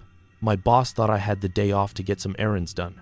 Really, I was driving out toward Willow Ridge with my stomach in a knot so tight I had to pull over once and sit with the door open, breathing cool air, before I kept going. The day was bright and cold, no clouds, the kind of clear blue sky that makes every edge sharp. And there were 2 cars parked in the church lot when I pulled up, both older sedans, and I almost turned around when I saw them. People in the cemetery, I thought, a funeral maybe, or somebody visiting. And the idea of walking in there with other people around made me feel exposed, like whatever had happened to me could spread. But then a woman came out of the gate, holding the arm of an older man in a cap, moving slow. and they walked to one of the cars and drove away, leaving the place quiet again. I sat there with the engine off for a full 5 minutes, watching the empty road. Before I got out, the gate was open wide this time, chain wrapped around the post but not hooked, and there were fresh tracks in the gravel from the cars. That comforted me a little. It felt normal, like a regular day in a regular cemetery. I walked in, hands shoved in my jacket pockets so nobody would see them shaking, though there was nobody to see. From the first few steps it looked fine. The rows lined up, the little fenced family plot was back under the cedar tree where I remembered it. The big angel was standing where it belonged. I even recognized the arrangement of flowers on some of the nearer graves from drives past in the last week. My shoulders loosened a little. I thought, maybe it really was just me. Maybe I walked when I should have, turned and panicked, and looped without realizing it. Maybe I misread a name in bad light. The thought that I might be the problem was, for a moment, actually a relief compared to the idea that the ground itself had been sliding around under me. I walked straight toward the section where the Holtstone should have been. Steps counted, landmarks checked. Everything was where memory said it should be. Each name in its place. Except one. The Holtstone was still there. It was in the right spot for that row, no longer moved around, just where a stone ought to be. But it was not the old Daniel one, and it was not gone. It was the same one I saw that evening. My last name on top, my first name under it, my birth year and the little dash with nothing after it. Only now it did not look like it had grown there overnight. It looked like it had been there a long time. Someone had put fresh flowers in front of it, a small bunch of white fake lilies with a blue ribbon. The ground in front of it had the worn, smooth look of a place where people have stood often, feet scuffing the grass. The stone itself had the beginning of a dark streak down one side like rain had been running over it for seasons. I reached out and touched the carved letters again and felt the same rough edges, but there were tiny bits of dirt in the grooves now, like they had been gathering there for months. I stepped back and looked around, waiting for someone to come out from behind a tree and tell me this was some kind of joke, that they had been planning it for ages, watching my face, but there was nobody. Only the quiet and the faint sound of a truck changing gears way off on the highway. After a while, my knees started to feel weak again, so I sat down on the low concrete border of the grave next to mine, or what I guess is mine now. I do not know what to call it, and I sat there and watched that stone like it might move if I blinked. It did not. It just stayed there, long enough that my legs went numb and my fingers got stiff from the cold. At some point, I realized I was talking under my breath, saying little things like, "I am not supposed to be here, and I am still alive, and this is wrong." And nobody answered, of course. Eventually, I stood up, walked back to the gate, and left. Nobody stopped me. The cemetery did not twist itself into a maze that time. The path to the gate stayed where it belonged. The bells did not ring, but something did not come back out with me. That is the only way I can explain it. Something stayed behind, attached to that name carved in stone. Since that day, I cannot pass any cemetery without feeling my chest tighten. Not just Willow Ridge, any of them. Even driving through town, past that little plot by the highway with the white fence, I feel my hands grip the wheel tighter and my eyes lock straight ahead. If I see headstones out of the corner of my eye, my throat closes and I have to turn the radio up to drown out a sound that is not there yet but feels like it might start. Hidden bells or something worse. I have changed my routes to work and home to avoid driving past Willow Ridge. It adds 15 minutes some days, and my wife asked why, and I told her something about road work. And she believed me, because why would she think I am lying about something like that? I stopped going out to that stand. I told Mark someone had been trespassing, and I did not feel safe hunting there. Which is half true, only the trespasser is whatever moved that stone into my life. I dream about rows of graves that rearrange when I blink. In the dreams, I am always standing in front of that same stone, and the date after the dash keeps flickering, changing to tomorrow, next week, and then back to blank again. I wake up with my heart pounding, and the sound of bells fading out of my ears like I have just walked out of someplace I should not have been. That is why I am out here now, parked by the gate in the middle of the night with the engine off so I do not run the battery down, watching the outline of the fence against the sky. I thought maybe if I sat here long enough and told it all, said every part of it into this phone, it would lose some of its grip. Maybe the cemetery would just be a piece of land again with stones in it, instead of something that can bend around a person and keep them circling their own name. But sitting here, I can see a little glint of stone when the moon slips out from behind a cloud, just a hint of it through the bars. And I know one of those shapes is mine, waiting, settled in, like it has been there longer than I have been walking around above ground. I do not go inside anymore. I do not step past any fence that has headstones behind it. I will drive the long way. I will be late to work. I will look like a fool making wide loops around churchyards. I do not care. I cannot walk where the dead are lined up because I know now it might not be them waiting. It might be the ground itself, patient and willing to slide a little to meet me. People will tell you cemeteries are peaceful, that the dead do not bother anybody, that it is just a place for remembering. Maybe that is true most places, but here in Willow County, out at Willow Ridge, I know for a fact the graves move. When you are not watching, the rows shift, the paths bend, to bring you back to where they want you. And there is a stone out there with my full name on it, and a date that is not filled in yet. And every time a bell rings on a television or in some far-off church service, my hands sweat because I am afraid if I listen too close, it will not be coming from there at all. It will be coming from up on that hill, calling me back to finish whatever started the night I tried to walk out and almost did not. So that is it. That is what happened. I swear to God I am telling it like it was. No dressing it up, no making it pretty. I am still alive. I still eat toast and spill coffee and kiss my wife in the mornings. But I will not walk past cemeteries anymore. I will not even look at them if I can help it. And if you ever find yourself cutting across some graveyard to save time, thinking you know every row and every stone, I am begging you, check the names. Just once. Real careful. If you see your own, turn around before the ground decides you belong there more than you belong anywhere else. The Crying Woman of Redgate Cemetery. My name's Daniel Mercer. I'm from Redgate, Illinois, out past the old highway where the cornfields start swallowing the houses, and I work as a mechanic at a little 3-bay shop that smells like oil and burnt coffee. I am saying that so you know I am real, and I am tired, and my hands hurt most days. And that night was just supposed to be another long one where I went home, ate something cheap, and zoned out in front of the TV until I fell asleep in my work clothes. I remember exactly what I ate that day. Ham sandwich from the gas station cooler, the kind that comes in that plastic triangle and tastes like salt and refrigerator. I remember because the bread was kind of soggy and I thought about going back to complain, and then I didn't.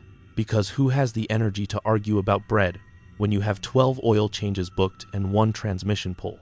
I had on my gray work shirt with the red patch that says Dan in crooked letters because the stitching is a little off. And there was a smear of black grease on the left side that I kept meaning to wash out, and then my life that I'm at. But every day there is a new stain. So what is the point? I clocked out at exactly 5:32. I checked my phone when I swiped my card because I was thinking about whether I had time to stop at the grocery store before it got too dark. It was early fall. That kind of cold where the air feels thin and your fingers crack if you do not keep lotion in your truck. I remember thinking the sky looked like it was holding back a storm. Not a big one, just that heavy, low gray that sits right on top of the water tower and makes everything feel closer. I was planning on going home, heating up leftover chili, maybe falling asleep in the chair with the TV on some show I have seen 100 times. Then my phone buzzed before I even got out of the parking lot. It was Caleb. He is one of those guys who runs a paranormal channel online. You know the type. Grainy videos. Lots of talking about cold spots and orbs. Cheap jump scares that still get 1 million views because people like being scared as long as it is someone else's problem. Caleb works at the grocery store during the day, stocks shelves and runs the register, but at night he is all about ghosts. He had been on me for months to come out with him on one of his shoots because he wanted a second camera, and he said I had a steady hand and a good sense of when people were lying. I kept telling him no because, honestly, I thought it was all a joke, and also because the idea of hanging around empty houses and graveyards after midnight did not sound fun. But that night, I don't know, man, maybe I was tired. Maybe I just did not want to go back to my empty trailer and listen to the fridge make that buzzing sound. Redgate tonight, need you, big one. And then another message. Serious stuff, man, like old stories, crying woman, cemetery, locals freaked. I stared at the screen for a while in the cab of my truck with the engine idling and the radio low, and I thought, if I say yes once, he will leave me alone after. One time, just to shut him up, I called instead of texting because I did not want to type back and forth. He picked up on the first ring, talking fast like he always does.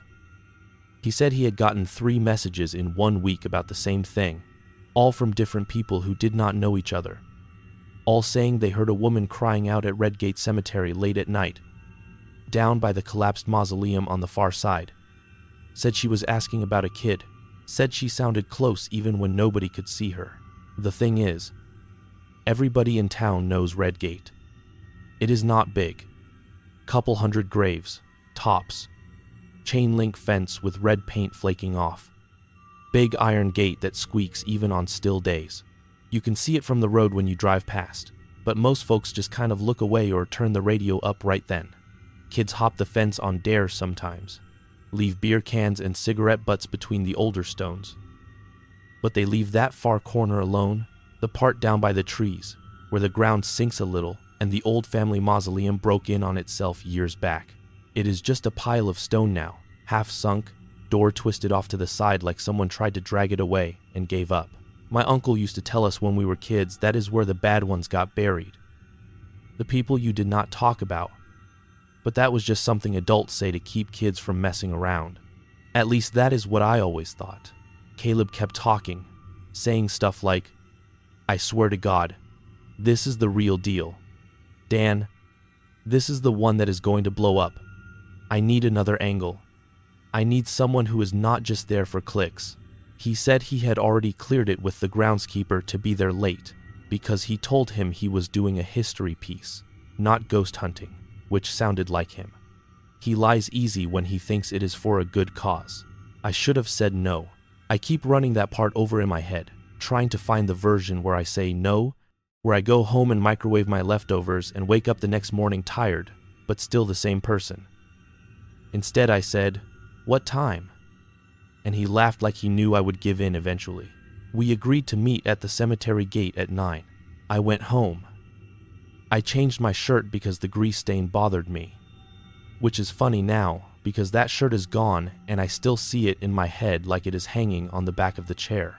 I made the chili, ate half of it while standing at the sink, staring out the little window that faces the road. Every car that passed, I wondered if it was Caleb deciding to head out early. I checked my phone every 20 minutes, watched the clock crawl. By the time I grabbed my jacket and keys, my stomach hurt from the chili and nerves mixed together. The sun was already gone by 8:30. That time of year it drops fast. 1 minute it is light enough to see the silos in the distance. The next it is like someone turned the world down a few clicks. I drove the same road I drive every day. Past the feed store, past the closed diner with the faded sign, past the little church with the peeling white paint. When I turned the corner and the cemetery came into view, my chest got tight in a way I did not expect. From the road, Redgate looked small, just rows of stones, some newer, some leaning. The gate really is red, or it was once. Now it is mostly rust, but the name stuck. There is a single streetlight across the road that sort of lights the entrance, but not much past it. The rest is just black shapes against darker sky. Caleb was already there, leaning against his car with the trunk open. He had 2 cameras, a tripod, a couple of those little lights on stands, cryptocrawler in dripping letters that glow faint in the dark. He grinned when he saw me. like this was a regular hangout and not a bad decision. "Man, I knew you would show," he said. "Told you this one felt different." I told him I was only there this one time, that I was not joining his crew or whatever, and he said, yeah, sure.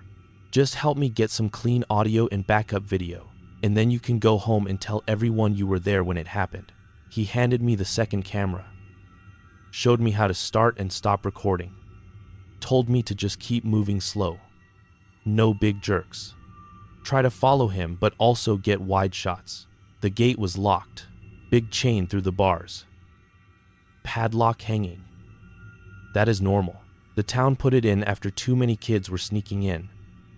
Caleb pulled a key from his pocket that I did not ask about, and he said, "Groundskeeper, man, told you, it is all good." He unlocked the gate, pushed it open, and it made that long metal scraping sound that everyone knows. I stepped inside, and it felt like crossing a line that was not supposed to be crossed. The air was colder on that side. I know how that sounds, but it was. It smelled like wet dirt and plastic flowers, and something old, like a basement that never quite dries out. We walked up the main path, gravel crunching under our boots. I kept my eyes on the ground at first, because looking straight at the stones felt rude, like walking into someone's house without knocking. Caleb talked to the camera, did his intro in that lower voice he uses when he wants to sound serious. He said the name of the cemetery, the town, the legend, how people for years had talked about a woman out here you could hear but not see, how in the last week the reports had gotten more specific. Soft crying from the far corner, a voice asking the same question, over and over. "Have you seen my boy?" He said it into the lens, and it sent a shiver up my arms that I pretended was from the wind. We did a slow walk through the rows first, him with his main camera, me trailing to the side with mine, picking up side angles. I watched the little screen instead of the real world because it felt safer somehow, like the glass was a shield. We passed stones with names I recognized from town, old teachers, guys whose cars I had worked on, a kid who died in a wreck 2 winters back. I did not let myself read the dates. The further back we went, the older the stones got. The ground turned uneven, with dips where the soil had settled. It was darker there.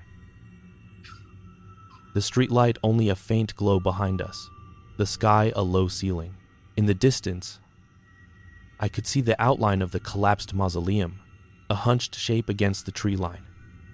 You could not see much detail in the dark, just the broken roof and the twisted door. That is when I heard it the first time.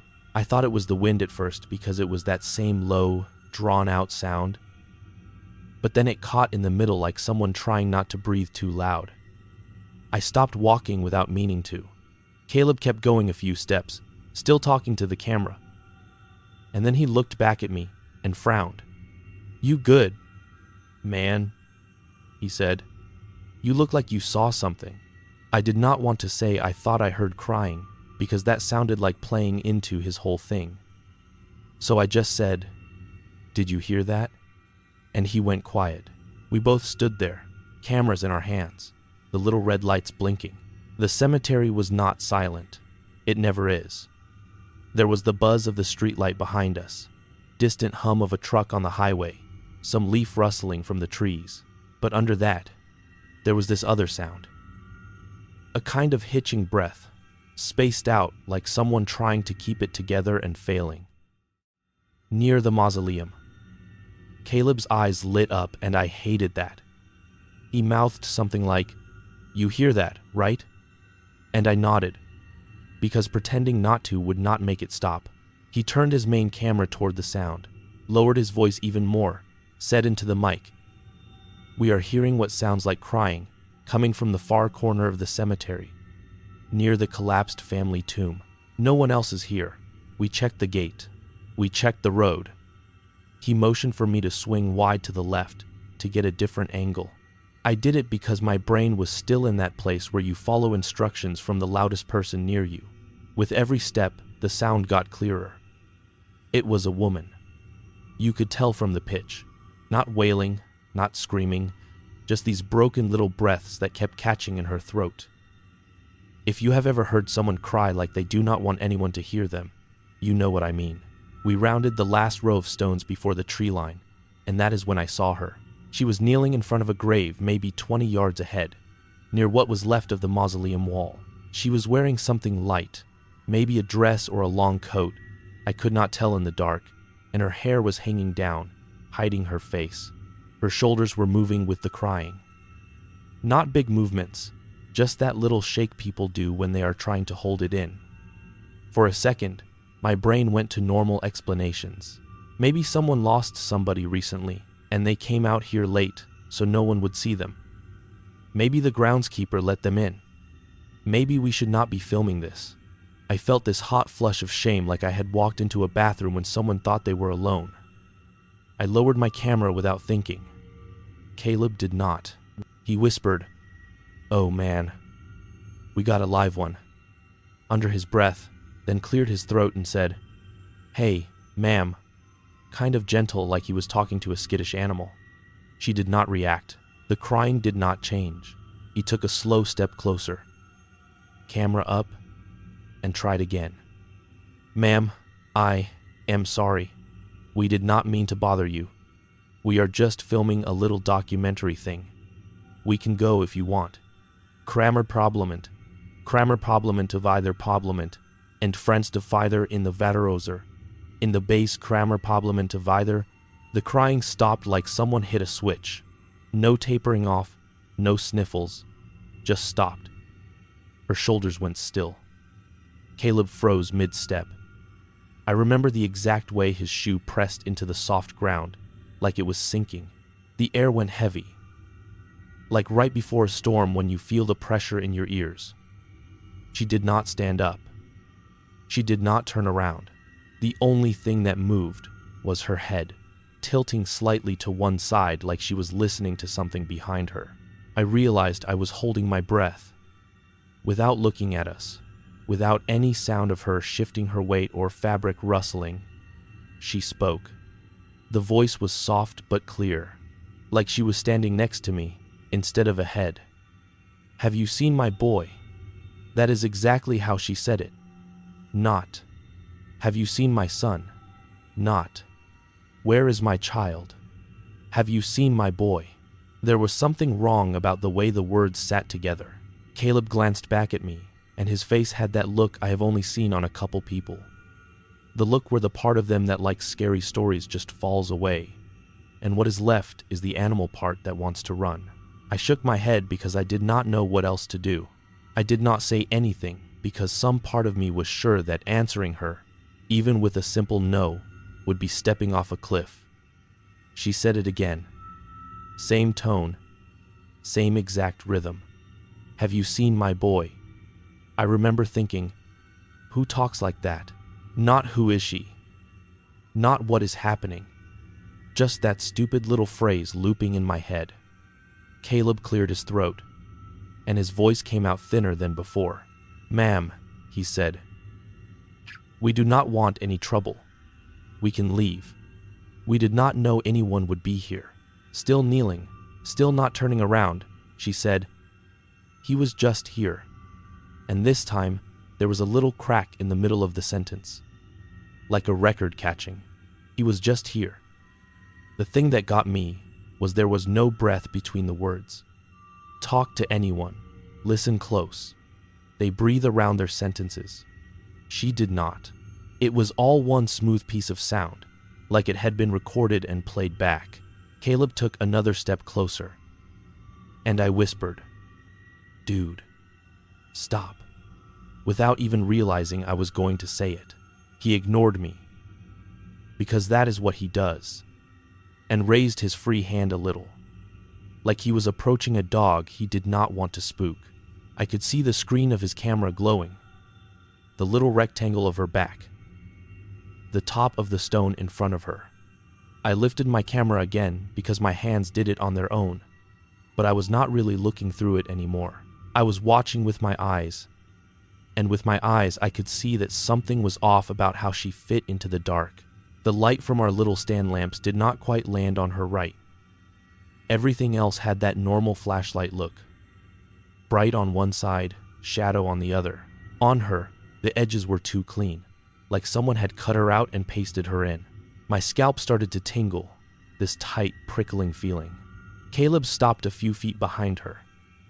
He said, "Ma'am, who are you looking for? Maybe we can help you find someone." I could hear his teeth clicking a little.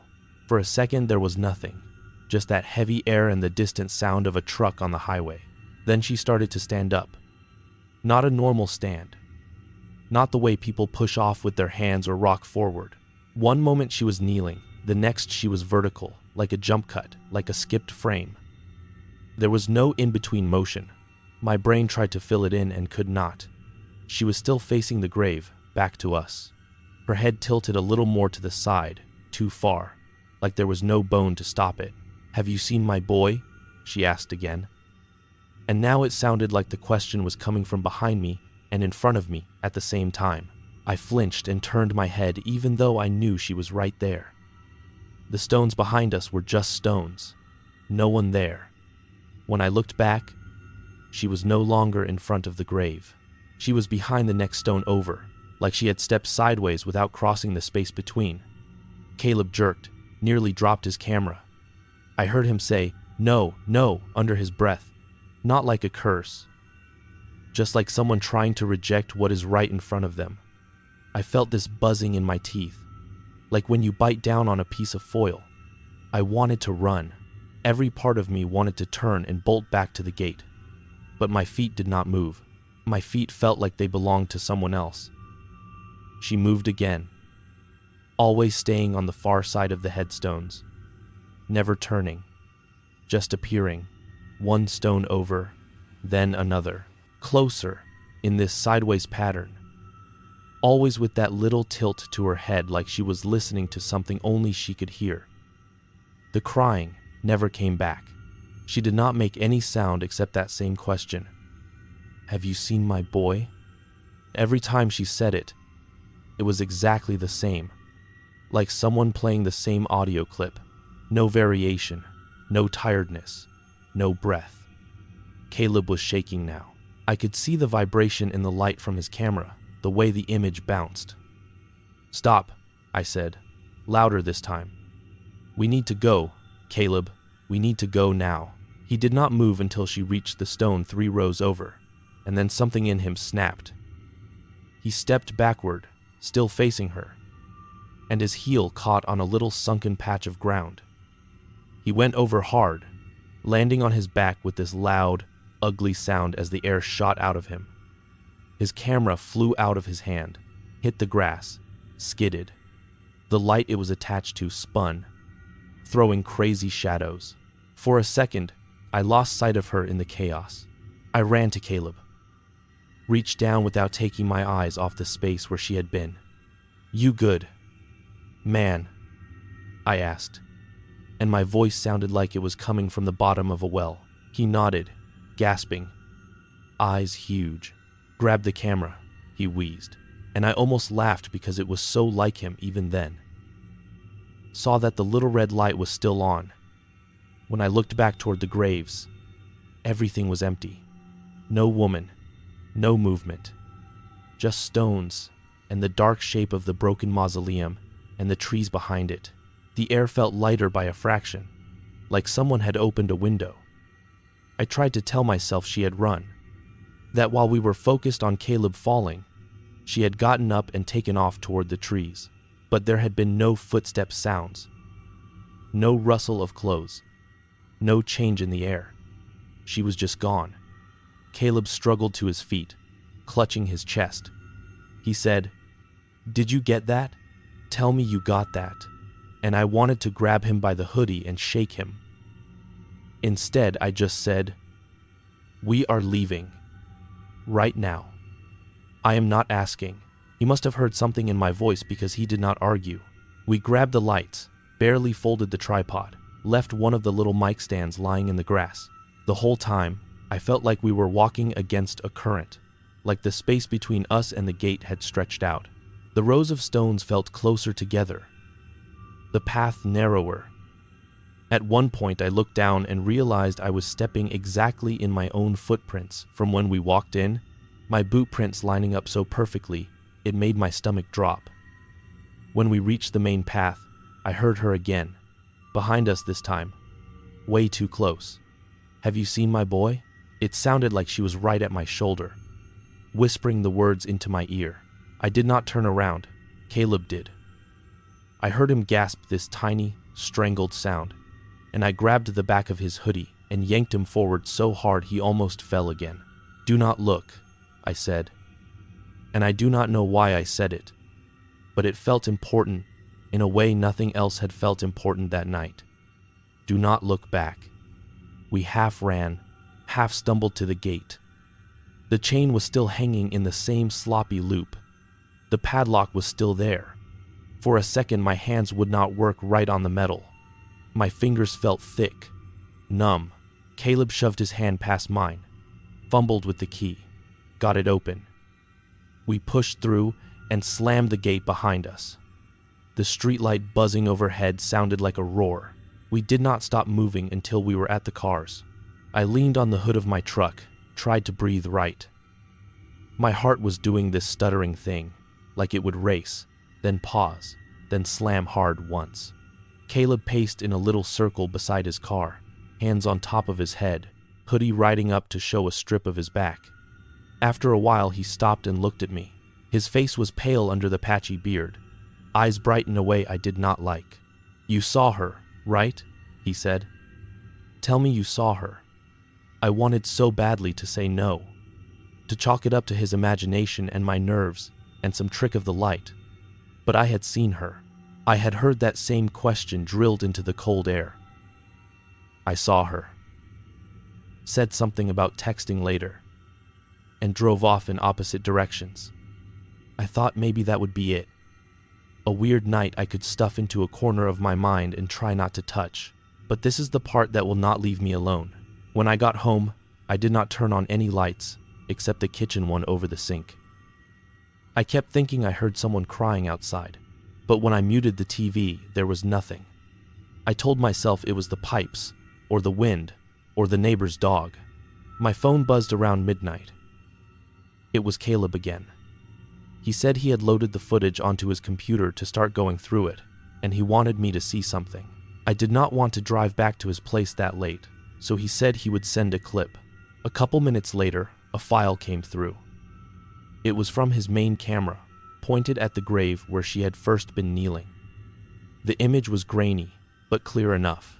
The tombstones, the twisted shape of the broken mausoleum door in the background, the edge of the trees. No woman, no figure, just empty space. But the audio was there, clear as anything. That soft crying, catching in the middle, that voice saying, "Have you seen my boy?" Over and over in the same tone, the same spacing, like a recording looped. He sent another clip.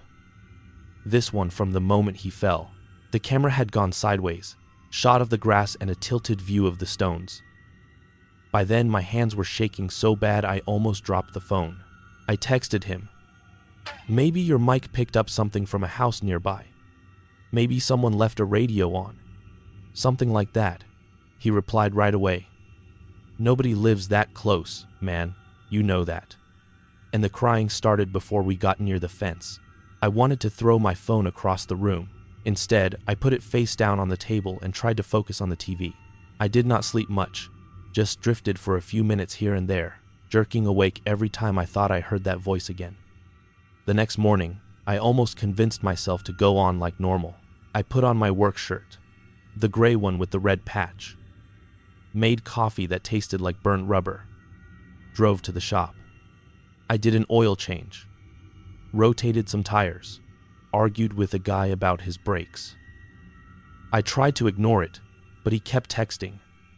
"Dude, I am serious. This is messed up. It will not send right." I finally told my boss I was feeling sick and needed to go home. He gave me a look like he did not believe me, but he let me clock out. I drove straight to Caleb's apartment over the laundromat. He had all the blinds closed. the room lit by the glow of his computer monitors. His laptop was open on the coffee table, cables running everywhere. He looked even worse in daylight. Eyes bloodshot, hands fluttery. He did not do the usual joking around. He just said, "Watch this," and hit play on a video. It was a cut-together version of the night, edited rough. Our walk through the cemetery. The empty rows of stones. The long shot toward the collapsed mausoleum. No woman anywhere, at any point. But the crying was there, threaded through the footage like a separate track. Not louder when the camera turned toward that corner. Not fainter when it swung away. As if the microphone was picking it up from inside itself. Then he paused the video, scrubbed to a frame near the end, when we were almost back at the gate. He zoomed in on my back. There, just behind my left shoulder, was a shape. It was faint, like a reflection on glass, but it was there. A woman's face, tilted, hair hanging dank around it, eyes looking not at the camera, but at me. Her mouth was open like she was in the middle of that question, but the frame had frozen her between syllables. Caleb did this little half laugh, half cough sound. "Now watch this," he said, and stepped through the frames one at a time. In the first, she was there behind me. In the next, gone. Just me and the rows of stones. One frame. That is all. He said he had checked the other angles too, including the footage from the camera I had been holding. In that one, there was a moment when I swung past the mausoleum, and the image glitched for a second. A single stutter where the pixels smeared. In that smear, if you paused it just right, you could see the same face, eyes fixed on something over my shoulder. I did not want to look anymore. I stood up, paced, felt like the room was shrinking. Caleb said he had tried to clean up the audio, to isolate the crying, and when he did, he found that under the main track there was another sound, so low it barely registered as anything. He boosted it and played it for me. It was like listening to someone talk in the next room with a fan on.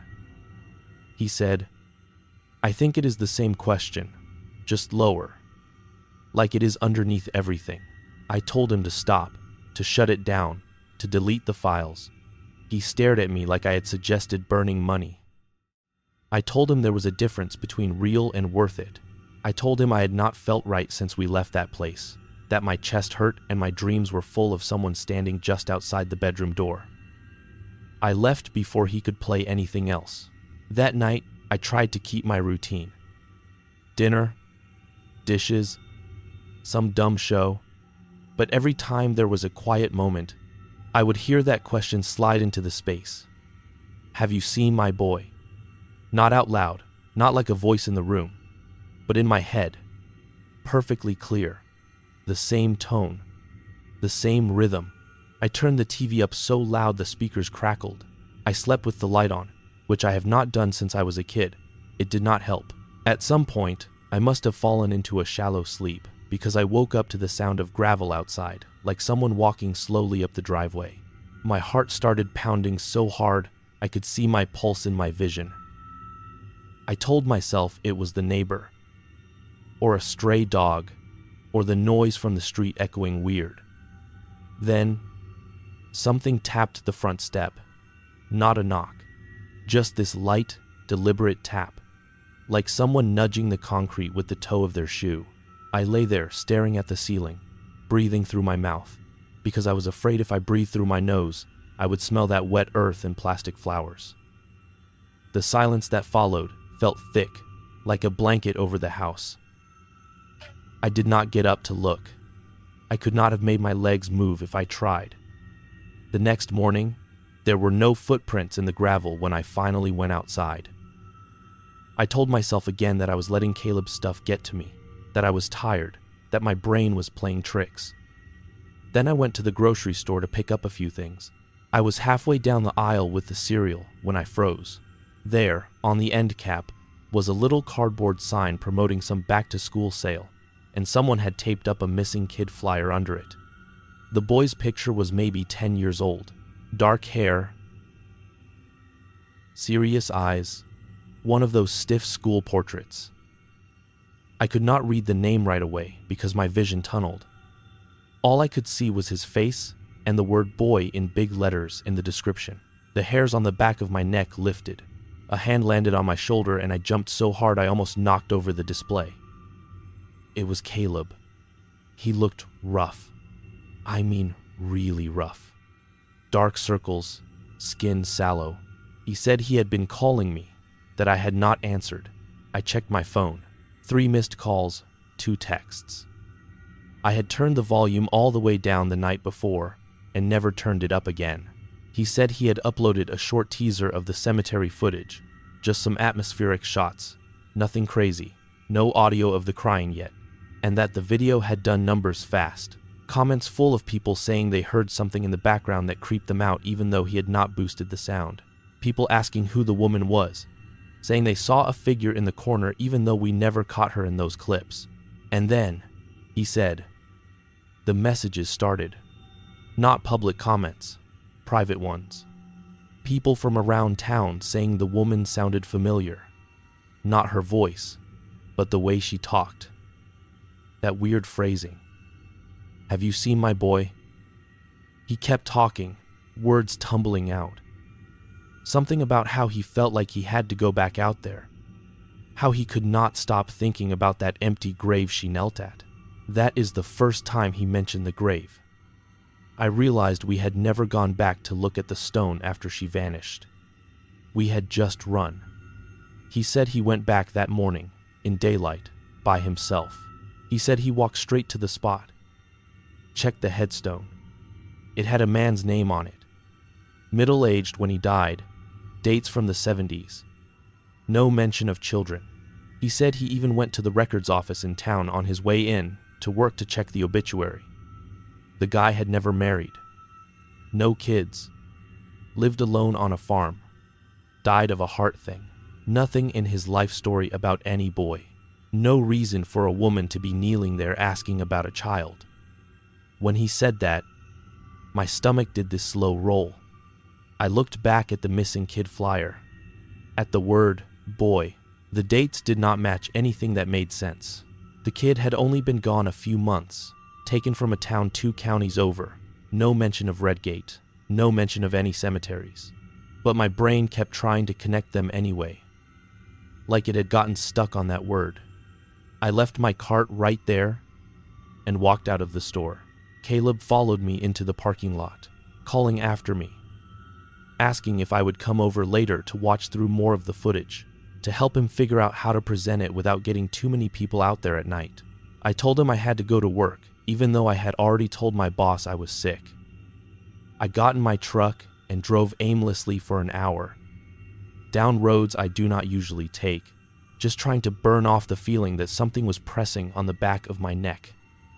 That was the day I started changing routes. At first, it was just avoiding the road that went directly past the cemetery. I told myself it was because I did not want to think about the whole thing every time I saw the gate. I added 10 minutes to my commute going around. Then it spread. If I saw even the hint of headstones off to the side of a highway, I would take the next exit and loop around. I stopped going to funerals altogether. When my coworker's uncle died, I sent a card and some flowers. Said I had to work. The truth was the idea of standing at the edge of a hole in the ground while somebody lowered a box into it made my skin crawl. Caleb kept texting for a while, sending little updates about the video, how it was doing, what people were saying.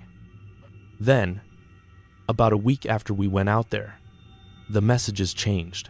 He said he had been hearing the crying at night, not from his speakers or headphones, but from the hallway outside his bedroom. He said it always stopped when he opened the door, picked up again when he lay back down. He started recording in his apartment, just setting his phone on the dresser and letting it run while he pretended to sleep, trying to catch the sound. He said the recordings picked up little things, a creak, a soft intake of breath. The word boy whispered so low he had to blast the volume to catch it. I told him to delete everything and stop, to take the video down, to wipe the drives, to treat it like a bad infection and cut it out. He laughed at me, said I was letting fear win. 2 days later, he stopped answering my texts. I figured he was busy, or mad at me for not helping more. Then the manager at the grocery store came by the shop asking if I had seen him, said he had missed 2 shifts, which was not like him. His car was still in the lot at the laundromat. They found the door locked from the inside, windows latched. No, Caleb. His laptop was still open on the coffee table, screen dark. They took it, tried to go through it, I guess. I do not know what the official word is. That is the sort of thing people say when they do not want to look at the hole someone left. I know this much. The night after he went missing, I woke up to my phone buzzing on the nightstand. There was no number on the screen, just the word unknown. When I answered, there was no greeting, no static, just that voice, soft and clear, and too close to my ear. Same display, same question. I turned the phone off, pulled the battery, left it on the dresser, and sat on the floor with my back against the bed. Knees up, hands pressed over my ears, like that would help. The thing is, it did not matter if the phone was on or not. I could still hear her, not speaking full sentences, not crying like before, just that one question, over and over, in the same tone, with the same pause between the words. It has been weeks now, maybe months. I am not keeping track. I stopped going to work. I told my boss I needed time off, and when he started to ask why, I hung up. I avoid the grocery store, the church, any place where there might be talk of funerals or missing people. I moved my bed into the center of the room so it would be as far from the walls and the windows as possible. It does not help. At night, it sounds like she is walking circles around the trailer, feet crunching on the gravel, brushing past the siding. Sometimes the crying comes back, very faint, like she is trying to hold it in and cannot quite manage it.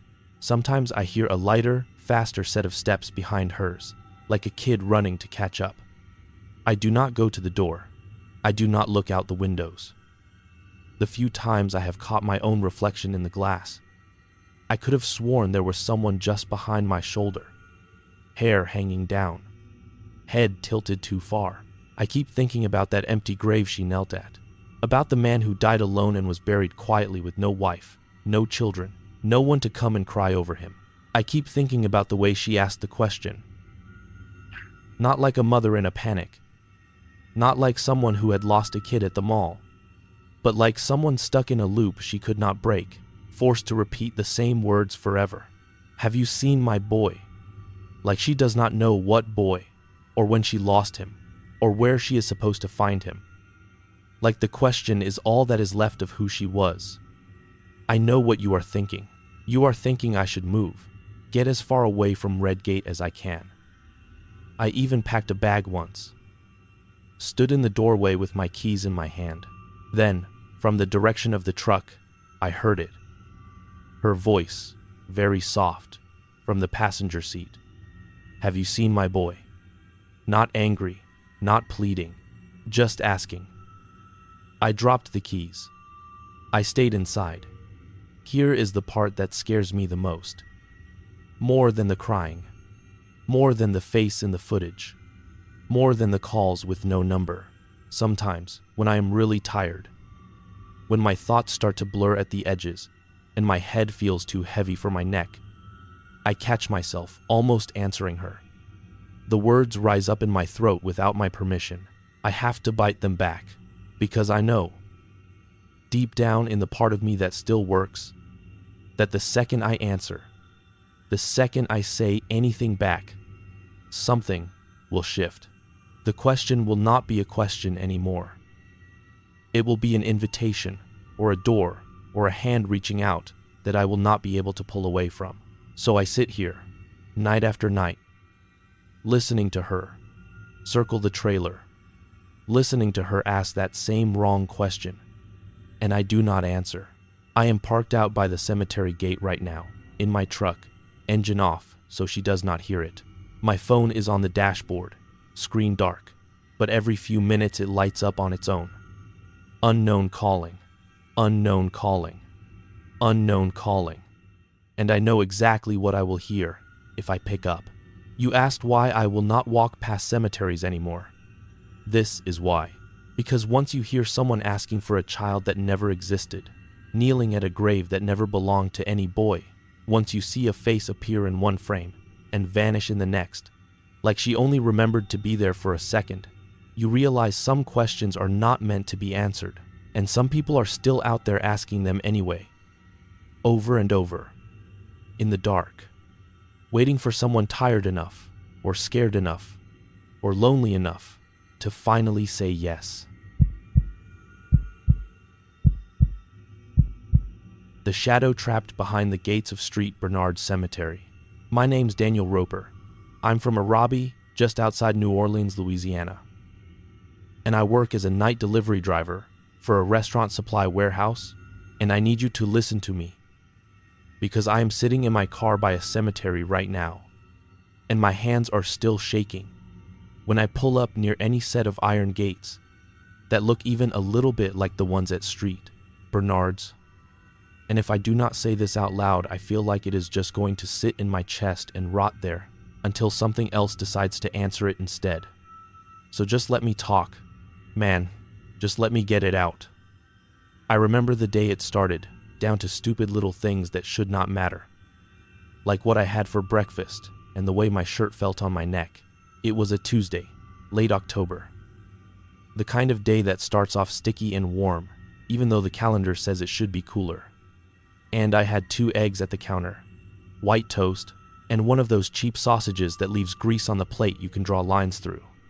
My mom called while I was eating to remind me that the power bill was due and to tell me my uncle had fallen again. And I told her I would swing by on my way back from the depot if I did not get stuck on the route. I remember staring at the time on my phone, 3:42 inches the afternoon, and thinking I had just enough time to nap before I had to be on shift.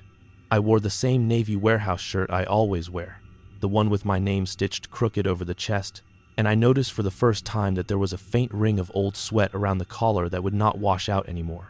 I put on my steel-toe boots, checked that my keys, wallet, and phone were in my pockets, and I headed out the door, and absolutely nothing about it felt strange at the time.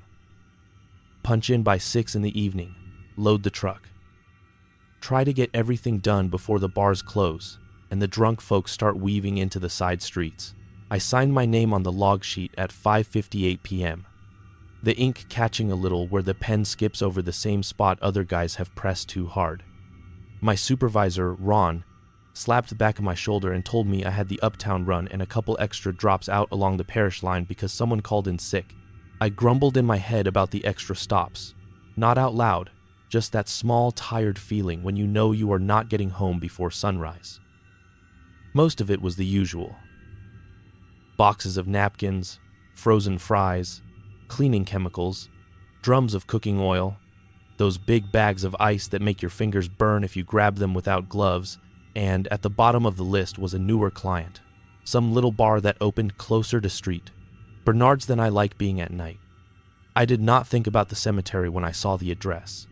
Not then. It was just another line. Another place I had to find. We loaded the truck together, the warehouse guys tossing boxes down the roller, me stacking them in the back, sweating under the fluorescent lights that buzzed overhead. I remember the smell of the place, cold from the walk-in freezers and warm from the forklifts, cardboard dust in the air, that faint sour smell of spilled fryer oil that never really goes away. My hands got that thin pattern of lines from the cardboard edges, and I wiped my face on my sleeve and checked my route again. 7 stops in New Orleans proper, 2 more along the parish line, then back in if nothing went wrong.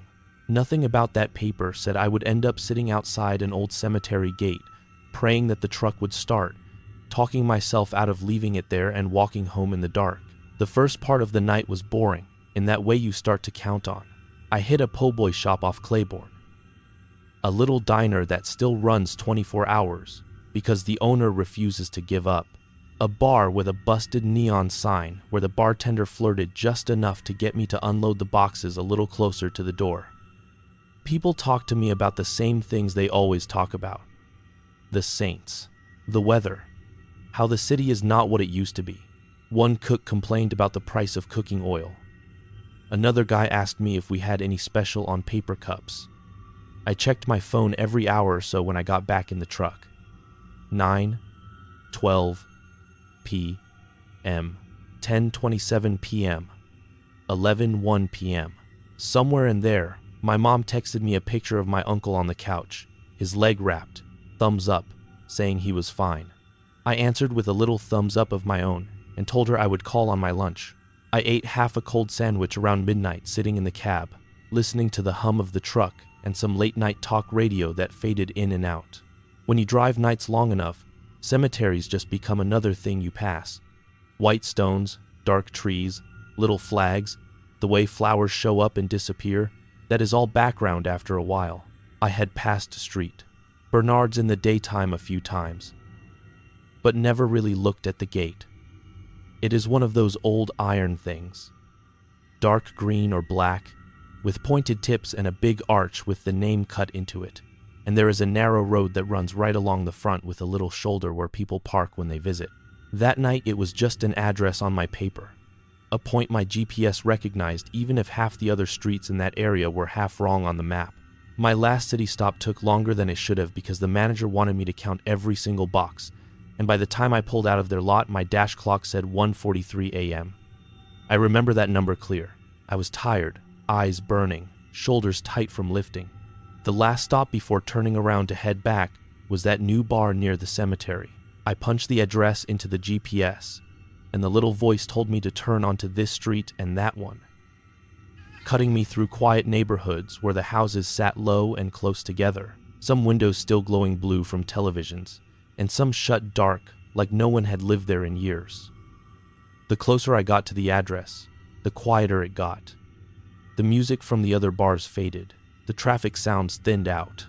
I rolled the window down a crack because the windshield was starting to fog on the inside from my breath and the change in temperature, and the air that came in had that damp smell it gets down here at night, like wet concrete and river water and old leaves. I turned one more corner and saw the gate. It rose up out of the dark all at once, not lit up, just this black shape against a grayish sky. The streetlights in that stretch are useless.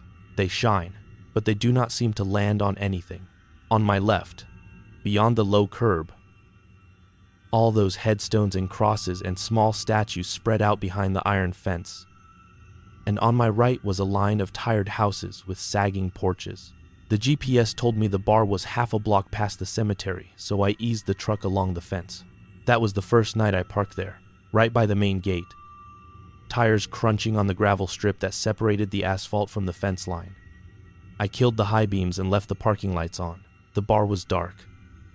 A single neon beer sign blinked in one window, but the door was locked, and there was a paper sign taped up saying they had closed early for a private event. No one answered my knock. I called the number on the order sheet, and it rang and rang. I left a message the way we are supposed to, saying this is Daniel with the delivery. I am here at 2:03 a.m. No one answering. I will reschedule. Then I walked back to the truck, annoyed, tired, more focused on the fact that I had wasted time for nothing than on where I was standing. If nothing had happened right then, I would have just driven away and that would have been the end of it. But I was already there, and I needed to check my route sheet and log the missed delivery. And I did not want to do that while driving. So I climbed into the cab, shut the door, left the engine running on a light idle, and pulled out the paperwork with the dome light casting that dull yellow glow over everything. I heard it for the first time while I was writing the note. A scrape. 2 short taps. Metal on metal. Soft but steady. It came from my left, from the direction of the fence. I figured it was a branch, or maybe the wind pushing something. I kept writing. Then there was a second sound, slower, like something heavy shifting on gravel.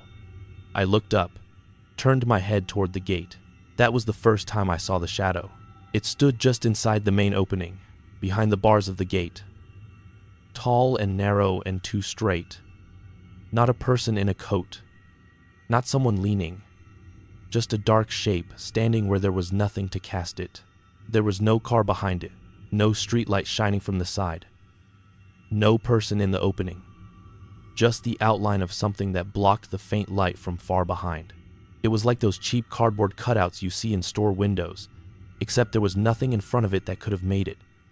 It did not move toward me, it just stood there. I remember squinting, trying to make sense of it. I turned the radio down. I flipped the high beams on so they splashed light across the road, the fence, the gate. The beams lit up the iron bars, the gravel, the low column on either side. But the inside of the cemetery stayed strangely flat. The shadow stayed where it was, and it did not stretch or fall away like it should have when the angle of my lights changed. I told myself it was just the way the light hit a tree or a big monument back there. Something simple, and I must have stared too long because I realized I was holding my breath. I let it out, laughed in that short way you do when you know you are alone and feel foolish.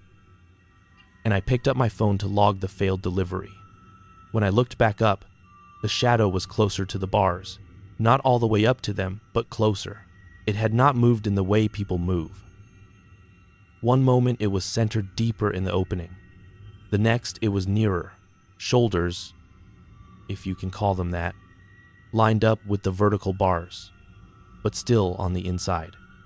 My throat went dry. I checked the side mirrors, the rear view, the road behind me.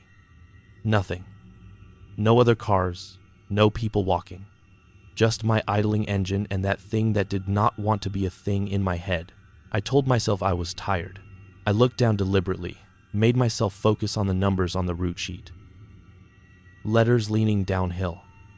I finished the note, stuck it in the clipboard, and forced myself to look back at the gate again, telling myself it would be gone because it was never really there.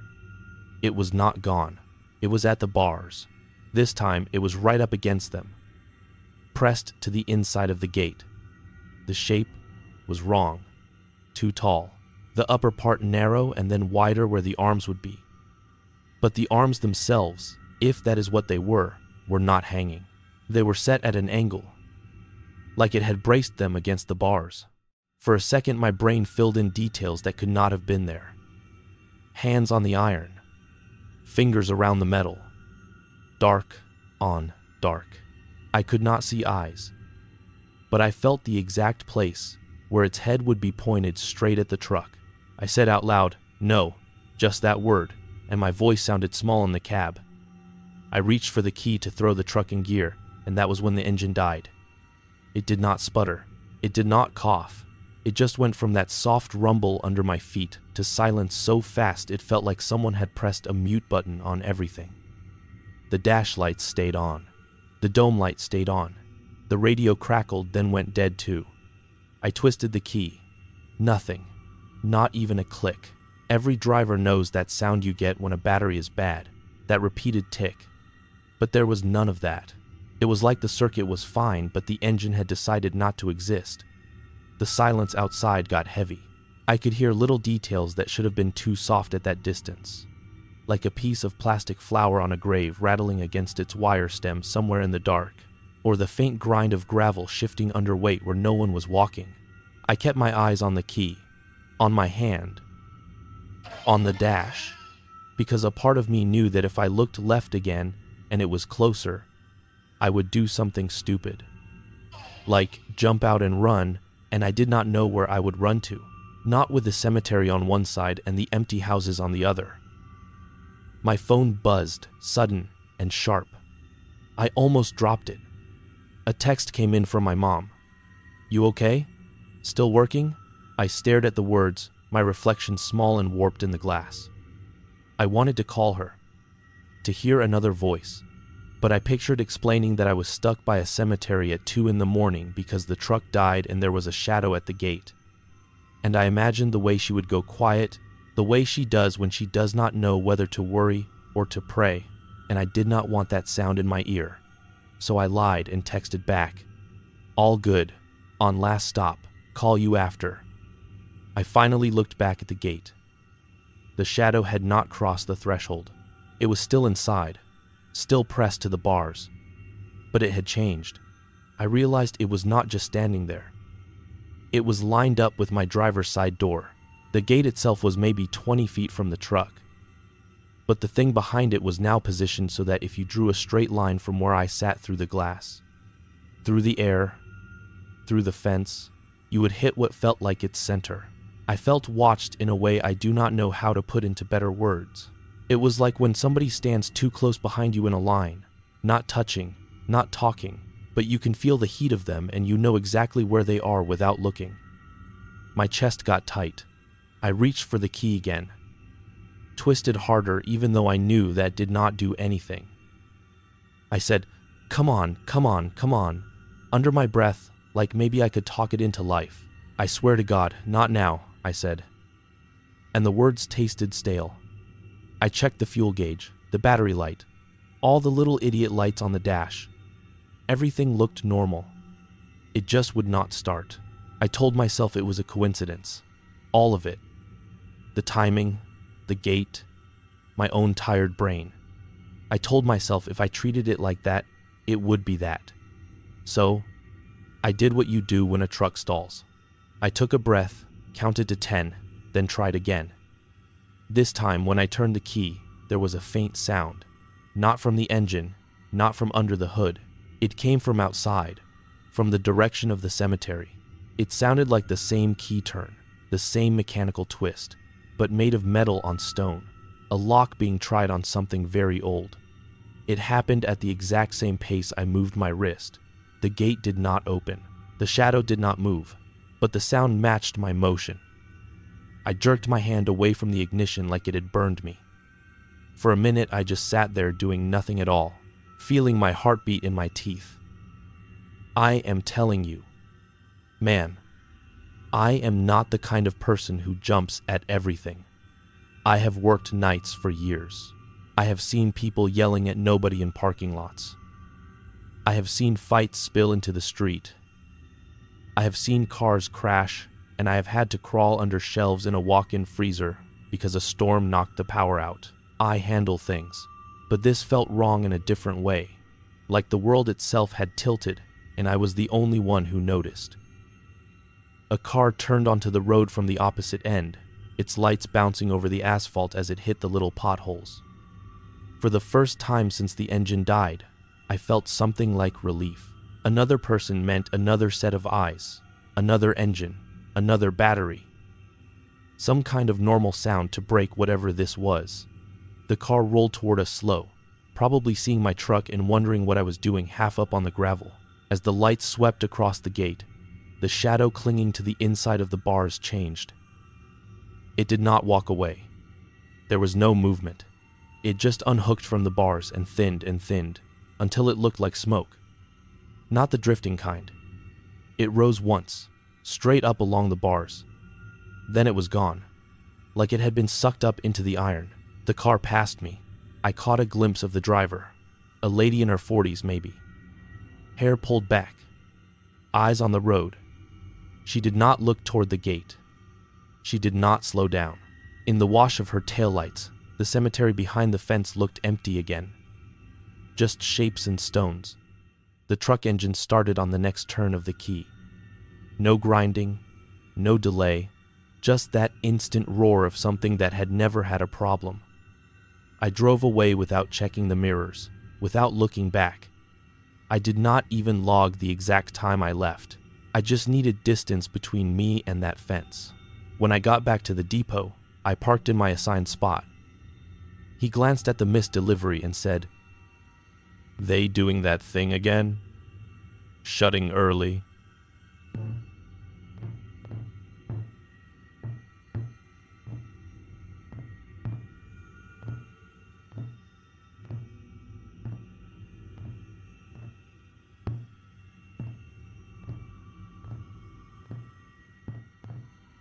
And I said yes, and left it at that. I almost told him. I opened my mouth to say something about the engine dying, about seeing someone at the gate, and then I pictured his face doing that thing people do when they are trying not to smile at something they think is silly, and I shut up. I clocked out at 4:22 a.m., drove home along a route that stayed as far away from any cemetery as I could manage. and collapsed on my bed, still in my uniform. I dreamed about nothing, just black, like the inside of a closed garage. The next night I checked the route sheet as soon as I punched in. I should have asked to switch. I should have made an excuse. I told myself the truck had just stalled, and that my brain had turned a shadow from a tree or a monument into something weird because I was tired. That is what I told myself, over and over, while my hand traced down the list and landed on the same address near street, Bernard's. I stared at it. Ron saw me looking and said, "They better be open tonight. I'm tired of rotating their ice order." And I said something like, "Yeah, hope so," and took the keys. The whole first half of the shift, I tried not to think about that last stop. I focused on the usual nonsense. Traffic, bad directions, a guy arguing that his order was short when it was not. The radio helped. People calling in to talk about a game, a new law, whatever. Just noise. But every time I glanced at the clock, the number pulled me closer to that stretch of road. 1:10 a.m., 1:34 a.m. I finished the stop before the bar faster than usual and found myself with no more excuses to drag it out. I pulled onto the same street, rolled down the same window, felt the same damp, heavy air slip in. As the truck came in line with the cemetery fence, my hands tightened on the wheel. It is funny, the things you notice when you are trying not to look at something. I saw the cracks in the sidewalk on the opposite side, the little tuft of grass that had forced its way up through the asphalt near the curb, a torn plastic bag caught in a ditch. I saw all of that instead of the gate until I could not avoid it anymore. The bar was open this time. Music and light spilled out of the doorway. 2 people smoked outside under a flickering security light. I drove a little past the gate so I could back up and angle the truck toward their loading door. That meant my driver's side ended up parallel to the fence again. I killed the engine myself this time. Walked around to the back, unloaded 3 boxes of napkins and 2 crates of liquor. The guy who signed for it was half distracted, eyes on the game playing on the TV over the bar. I told myself that was proof that the night before had just been, I do not know, a bad mix of low blood sugar and nerves. Instead, I leaned against the side of the truck for a minute to stretch my back. My phone buzzed with a notification.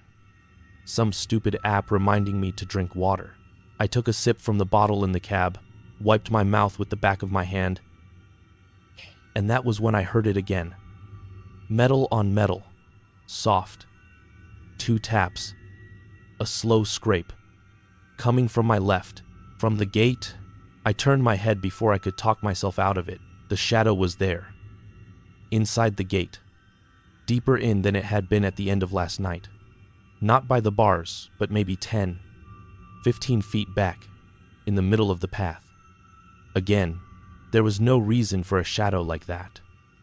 The lights from the bar fell short of the fence. The streetlights behind me made a puddle of yellow a few yards up the road, but did not reach that far. The only light back there was something faint and gray from the sky, and there was nothing solid in the opening that matched the shape I saw. No tall monument, no tree trunk, no person. Just that upright dark that felt more like a hole cut out of the scene than something added to it. I froze. My first thought was that it had been waiting. Not for me personally. I do not think I was that important to it. Just for someone who would stop between the road and the fence long enough to notice. Maybe the night before, I had given it my attention, and that was all it needed. "Dude," I whispered to myself, and my voice sounded small again. I did not move. I did not step closer or away. The air felt thick. Nothing else around us moved. No cars passed. No dogs barked. Even the music from the bar sounded muffled, like someone had thrown a blanket over the world. I thought if I blinked, it would jump closer like last time, so I forced myself to blink constantly, just to see. It did not jump that way. This time, it waited until I turned away. I made myself break eye contact. I told myself, do not give it the satisfaction of being the only thing you see, which is a stupid thought, but it is what went through my head. I bent down to pick up a stray piece of plastic wrap that had fallen from one of the boxes, and in that second, when my eyes were off the gate, my ears heard that gravel sound again. When I straightened up, the shadow was closer by a good step or two, still inside the fence, still centered on my door. That is when my legs started to tremble. I am not proud of it, but I almost dropped the plastic. I said out loud, to nobody visible, I see you, and I do not even know why. Maybe it was a way of telling myself I was not crazy, that there was something there to see. The words came out thin. The shape did not react. No wave, no tilt, just stillness. I backed up toward the cab of the truck, keeping my eyes locked on that dark patch, one hand stretched behind me to find the handle. When my fingers closed around it, I yanked the door open, climbed in, and slammed it shut with more force than necessary. The engine came alive right away, thank God. That I saw something weird and my truck stalled once, and that is all. But that was not the end. It might have been easier if it had been. Over the next week, every route I ran took me near some cemetery. We have clients all over, and this city is full of places for the dead. You do not really notice how many until you try to avoid them. I started changing my paths just a little, skipping a faster street because I knew it ran alongside a row of headstones, taking the long way around a block. At first, it was just habit. Then it turned into this tightening in my chest anytime I saw iron bars and stone markers in the same frame. The thing at street. Bernard's never stepped outside the gate. As far as I could tell, that is important. It did not cross. It stayed behind the bars, but it was not stuck in one place. Twice more, I had a late route that took me past that fence. I did not have to stop there again because the bar switched their delivery window to earlier in the night, thank God, but I still had to drive by. Both times, I swore I could feel something turn its attention as my headlights slid across those letters on the arch. I never saw it full on again the way I did that first and second night, because I deliberately did not look. But in that quick sideways flash you get when you pass a thing out of the corner of your eye, there was something tall just inside the gate that did not match the usual shapes I remembered. I started sleeping badly. Not with nightmares exactly. Just this feeling of always being slightly awake, even when I was supposed to be out cold from exhaustion. I would dream that I was driving and the road would keep bending along a fence line no matter which turn I took. Sometimes there were gaps in the fence, and sometimes there were not. And I always told myself in the dream that if I could just get past the last gate, I would be fine. But the road never reached it. I would wake up with my heart racing, sheets twisted, my phone lying on my chest where I must have fallen asleep scrolling through videos to distract myself. I avoided anything with cemeteries in it, movies, photos, stories. I turned off the radio if someone started talking about a funeral. I changed the subject when my mom brought up my grandfather's grave. I was not going back there. Not if I could help it. About a month after that first night, when the memory had started to scab over a little but had not healed, I got a different kind of shift. One of the other drivers, Marcus, needed to switch, so I took his route. It was supposed to keep me on the other side of the city. I actually felt lighter when I scanned the list. No stops anywhere near Street Bernard's. I thought I had dodged it, that maybe this was the universe giving me a break. The roads were quieter than usual, the clients polite, even the bar managers were less grumpy. It was one of those rare runs where things just worked. My last stop wrapped up early, a little before 2 in the morning. The thing about those apps is they do not care what you are driving past. They just look for the fastest way home. It took me maybe 10 minutes to realize it was guiding me back along the parish line. By the time I noticed, I was already in that part of town where the street names start to feel familiar from other nights. I could have turned it off and guessed my own way back, but I made the mistake of thinking, it is fine. I am not stopping. I am just driving through. It will be okay. The houses thinned out. Trees leaned in from one side in tall, dark shapes. My headlights cut a cone through the air, catching street signs, the edges of parked cars, the occasional cat darting from one yard to another. I turned one more corner, and the GPS voice said, "Continue straight for half a mile." And I knew, before I saw it, that the next major thing on my left would be the cemetery. I gripped the wheel so tight my knuckles hurt. I told myself to breathe. It is just a place. Stones, dirt, markers. It is only bad if you make it bad in your head. I swallowed and kept the truck at a steady speed. When the arch came into view, my first instinct was to stare straight ahead, to let it slide into my peripheral, and back out without acknowledging it. But there is a problem with pretending something is not there when you know it is. Your mind fills in the blanks with something worse.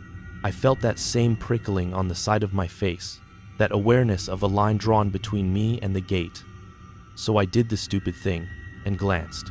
Just one quick look, the gate was closed as always. The iron bars were dark.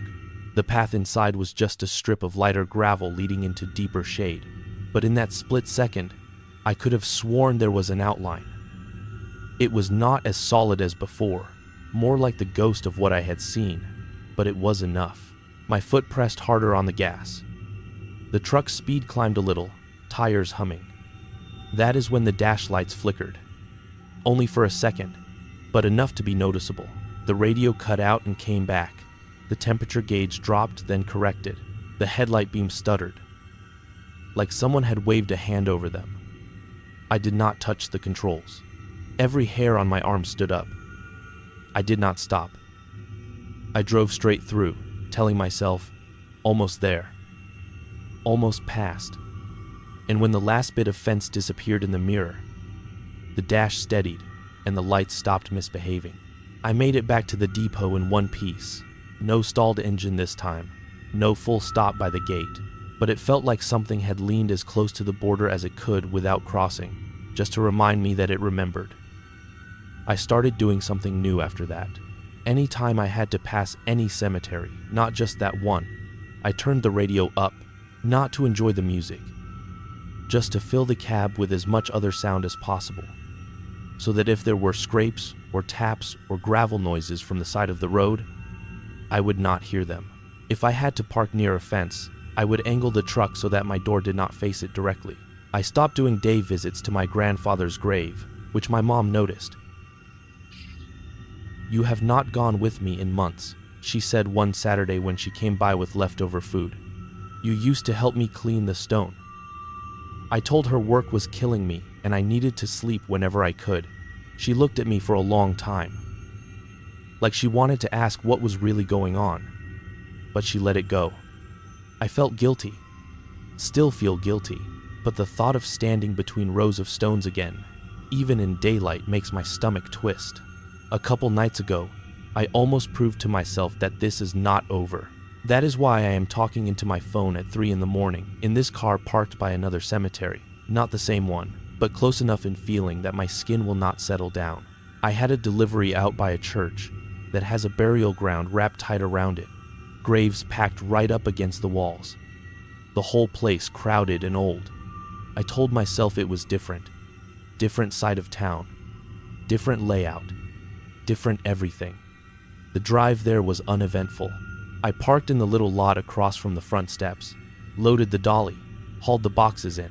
The pastor signed the slip himself, cheerful, thanking me for bringing the coffee and sugar they had ordered for some event. While I was inside, I felt almost normal. Warm light, wooden pews, people pictures on bulletin boards. Then I stepped back into the cold air and realized the path from the church door to the truck took me right along a low stone wall that separated the lot from the graveyard. There was no fence, just that waist-high border and then a spread of headstones in every direction. It was late, but not that late. Maybe 11:40 p.m. The sky was cloudy.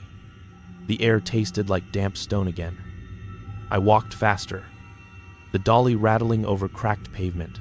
As I passed the corner where the wall met the iron gate leading into the burial ground, I felt that same sensation as before, like a line snapped taut from somewhere just inside to where I stood.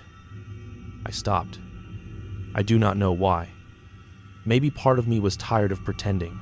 Maybe I needed to know if this thing was stuck in one place or if it had found other gates. I turned my head and looked through the bars. There was no tall shadow figure this time, no clear shape, just rows of stones and a statue of an angel with its head bowed, wings curled in. For a moment, I actually felt relief so strong my knees almost buckled. I took a breath I had not realized I had been holding. Then the security light above the church door behind me clicked off. It should not have. Those lights stay on all night. I know because I have done enough church deliveries to notice. The sudden absence of that light threw everything into a flat gray. The angel statue in front of me seemed to soften at the edges. In that weird in-between, before my eyes adjusted, the space between the first two rows of graves, right in line with the gate, darkened. Not like a cloud moving, not like a shadow stretching, just a small vertical slice of darker space that did not match the rest, that made the angel look like it was turned slightly away from it, even though I knew it was carved that way. My throat went dry again. I whispered, "No, no, no," under my breath. I heard the crunch of something on gravel from inside, even though I could not see anyone moving. That was enough. I yanked the dolly the rest of the way to the truck, shoved it into the back, and climbed into the cab so fast I banged my knee on the steering column. I sat there with the doors locked, even though I knew that did not mean anything if this was not about actual people. The engine turned over fine. The radio came on halfway through a song. My phone screen lit up with the time. 11:47 p.m. glowing faintly on the seat beside me. I stared straight ahead and drove away, taking the longest possible way back that kept me between rows of houses instead of rows of stones. That is where I am now. Different cemetery, different gate. Same feeling crawling under my skin. I parked just far enough down the street that I can still see the edge of the fence in my side mirror if I angle it. But I do not let myself look. The truck is off. My personal car is sitting here instead, engine ticking as it cools down. I borrowed my mom's old sedan this week because the truck makes a noise I do not like, and I am trying to tell myself that is the reason I pulled over, not because my chest started to tighten when I realized the shortcut I took home runs past another set of iron gates. It is 3 a.m. again. My phone battery is lower than it should be. The street around me is quiet. Somewhere behind me, behind that fence, there is a whole field of stones. Names carved into them. Dates that start and stop, and I cannot stand the thought of reading any of them in case one of them decides to answer back. I have not walked into a cemetery since that night at Street Bernard's. I will not. I cross the street if I see one during the day. I change routes at the last minute. My friends joke that I am allergic to funerals. One of them, Marcus, asked me last week to be a pallbearer for his cousin, and I told him work would not give me the day off. He believed me. He did not see how my hand shook when he mentioned the cemetery by name. I do not tell people about the shadow. Because you are not here. Because you cannot turn your head and see what I saw. And maybe distance makes it safer. Or maybe it does not. Maybe just saying its pattern out loud draws a line somewhere I cannot see. I do not know. I just know that I do not walk past cemeteries anymore. I do not let myself end up parked by their gates. If I can help it, engine off, in the dark, with only my own reflection in the glass, to keep me company. I used to think of them as quiet places for other people's memories. Now, they feel like something else entirely. Not evil. Exactly. Just hungry in a way that has nothing to do with food. Hungry for attention. For the moment your eyes lock on a patch of space that should be empty and you realize it is not. If you ask me to prove any of this, I could not. The truck is fine on paper. No mechanic has found anything wrong. The electrical tests come back clean. The route logs show I was where I said I was when I said it, and there is nothing in the security footage from the bar that night that points toward the gate. I checked. I went back during the day once, telling myself I was being an adult about it. The iron looked normal. The path was just a path. The gates creaked a little when the groundskeeper opened them. He did not see anything strange. He has been working there for years. Maybe it is only people like me. People who stop in the wrong place at the wrong time. Who notice when something stands just inside the line and waits to see if you will look away. Maybe that is all that happened. I stopped. I noticed. It moved. And now every fence with stone behind it carries a piece of that memory. Like a bad reflection that shows up in every mirror you pass. I keep thinking about that sound the first night. The way the key turn in my ignition matched a metal twist from the gate. I keep wondering if I did something then. If I opened something I could not see. Maybe nothing passed through. Maybe it cannot. Maybe that is the only rule. It can come to the gate. It can press its weight against the bars. It can watch, but it cannot cross. That should make me feel safer than it does, because gates are everywhere. Churchyards, small town burial grounds, little fenced plots on the side of highways where flowers wilt in old jars. And I drive past them all the time, and I can feel the weight of eyes where there are no faces, and I have changed my life in dumb, quiet ways just to avoid having to walk along the fence line. I am still working nights because I need the money, and because the idea of switching to days and seeing it in full clear sunlight scares me more than the dark somehow. I still talk to my mom on the phone. I still eat my eggs and toast when I can. I still put on the same navy shirt with my name stitched crooked on the chest and pretend I am just a man in a truck doing a job. When I check my route and see any address that gets me close to a graveyard, I feel that same cold line across my ribs, and I know that somewhere, just inside the nearest gate, there is a place where the shadows do not behave the way they should, waiting for somebody to stop long enough to notice. I am telling you this so that if you drive for a living, or deliver late at night, or cut through a side street because it is faster, and your engine dies when you roll to a stop by a cemetery fence, and you hear something shift on gravel where no one is walking, you will not tell yourself it is nothing. You do not have to believe me now. You probably will not. You will think I am tired, or stressed, or making patterns where none exist. That is fine.